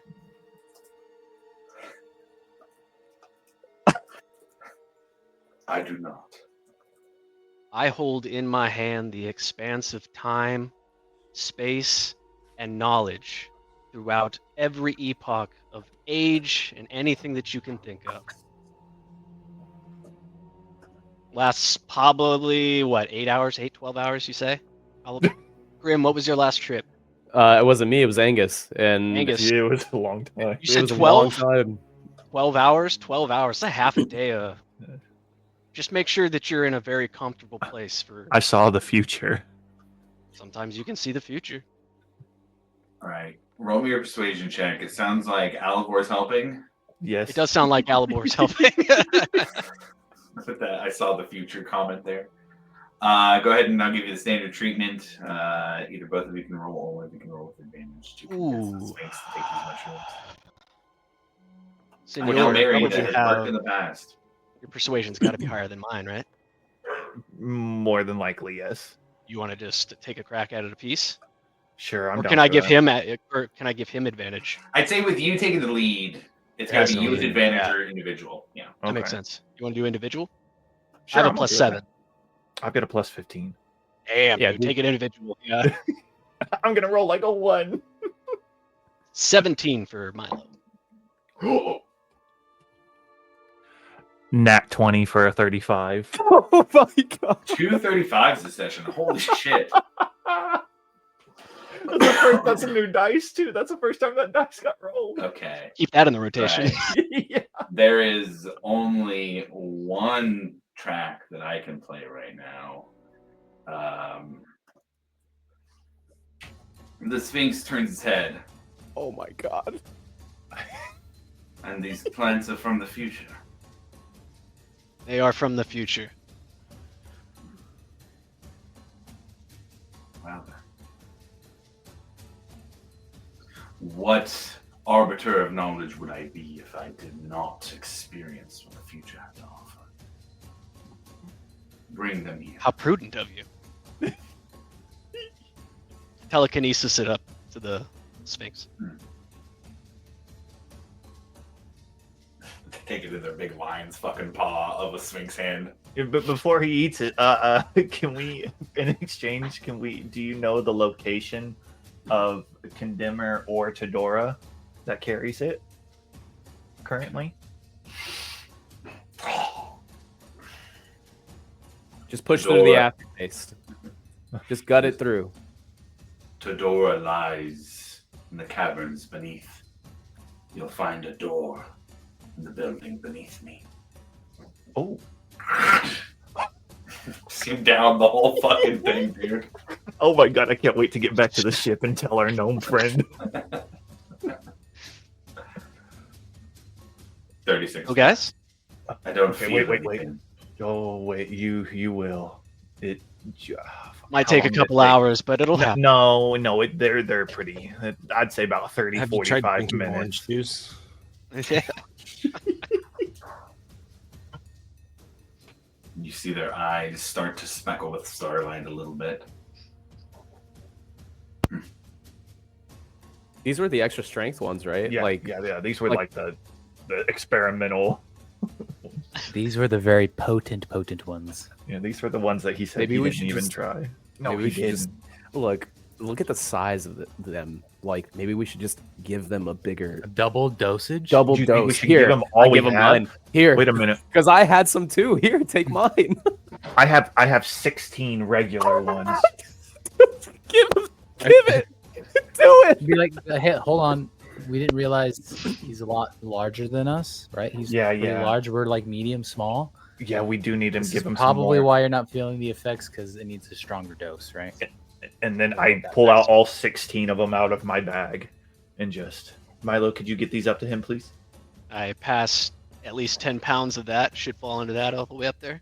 He already, or rather, they had already taken a dose of these mushrooms. So they're a little loosened up enough to take the rest, wanting to feel the Let me go ahead continual and effects delete those. of what they are feeling. Yeah, delete those out of the inventory. Those Yep, are no they're gone. longer in play, This dude's but damn. brain's gonna be fried. And you start to see that the stars turn that purple and blue sheen that looks like the astral sea itself in the eyes of the Sphinx, and it turns to look at all of you. And the stars are in the pupils at first, but then it just spreads out to the entirety of the eye. Guys, it's hitting. And then you start to see starlight in front of its face start to be outside of the eyes. And then you start to see glyphs kind of float off of the Sphinx and then dissipate. A mythical creature, a Pegasus, has a winged form of illusion fly outside of it and jet off into the night. The glyphs continue. They start to move around. Milo, you know that each being has these magical ley lines around them, individual to them, and his start lighting up. You see it spinning like gyroscopes around him in forms of stars, in forms of ancient writing, in forms of glyphs, in forms of sound. You somehow look and see these physical embodiments of sound in the notes that this Sphinx is hearing. Are we seeing his trip? Oh yeah. He's manifesting his trip, guys. Yo. You see as it opens its mouth to speak, a jackal-like creature run out from his mouth towards the cart and tear apart one of the zombies. Oh shit, it's physical. It's physical. Milo jogged inside. Camel. Save the Stars camel. up in the sky, planets, different moons that you've never seen start to spin as the world outside becomes illusion. And more than just illusion, magic incarnate that seems to be affecting the world around it. Do all of you run towards this ruins? It could be a tomb, it could be a scriptorium, it could be a functional tunnel system. You guys have no idea what it is, but do you guys run towards it where you know the assassin? Yes. Yes, 100%. As you do, you hear the sounds of the sand. The wind picks up, and you hear the sand blowing through the tunnel on the stone. And you see a small doorway. No door, but dark behind it. Dark, solid dark. Not the kind of dark that just is the absence of light, but the kind of dark that absorbs light. Hey, Ekamos, can you do that thing again? Oh yeah. Sorry, everybody huddle up. Come on. Eyes of night. A little less daunting, this darkness seems. Everyone can see. Good. Can you see like black shades of black and black and white? Yeah, I can see a little bit. It's better. It's better. And as you all step into the door, now that you can all see in the dark, granted the dark vision from Ekamos, you see a quote above the door. Even the gods once trembled when they saw what waited beyond their reach. In the skies above, in the black between the stars, lurks the thing that unmakes. They dared to name it, and in naming it, they chained it. But chains rust, and fear lingers. As you all step through the doorway, that's where we're going to end the session for the day. Chamber of Secrets. So with that here in ancient Exandria, thank you for anybody who is tuning in or checking out the VOD afterwards. We appreciate you joining along for the last few steps of this crazy campaign that we have gone through. Thank you to the players. Great session today. Really loved jumping in. Got to see you guys for the first time. Some of you guys for the first time in a while. But either way, we will be back in a couple of weeks for the next one as we finish up our time in ancient Exandria to get back to the present and see if you guys can defeat a 5-headed dragon god. Catch you next time.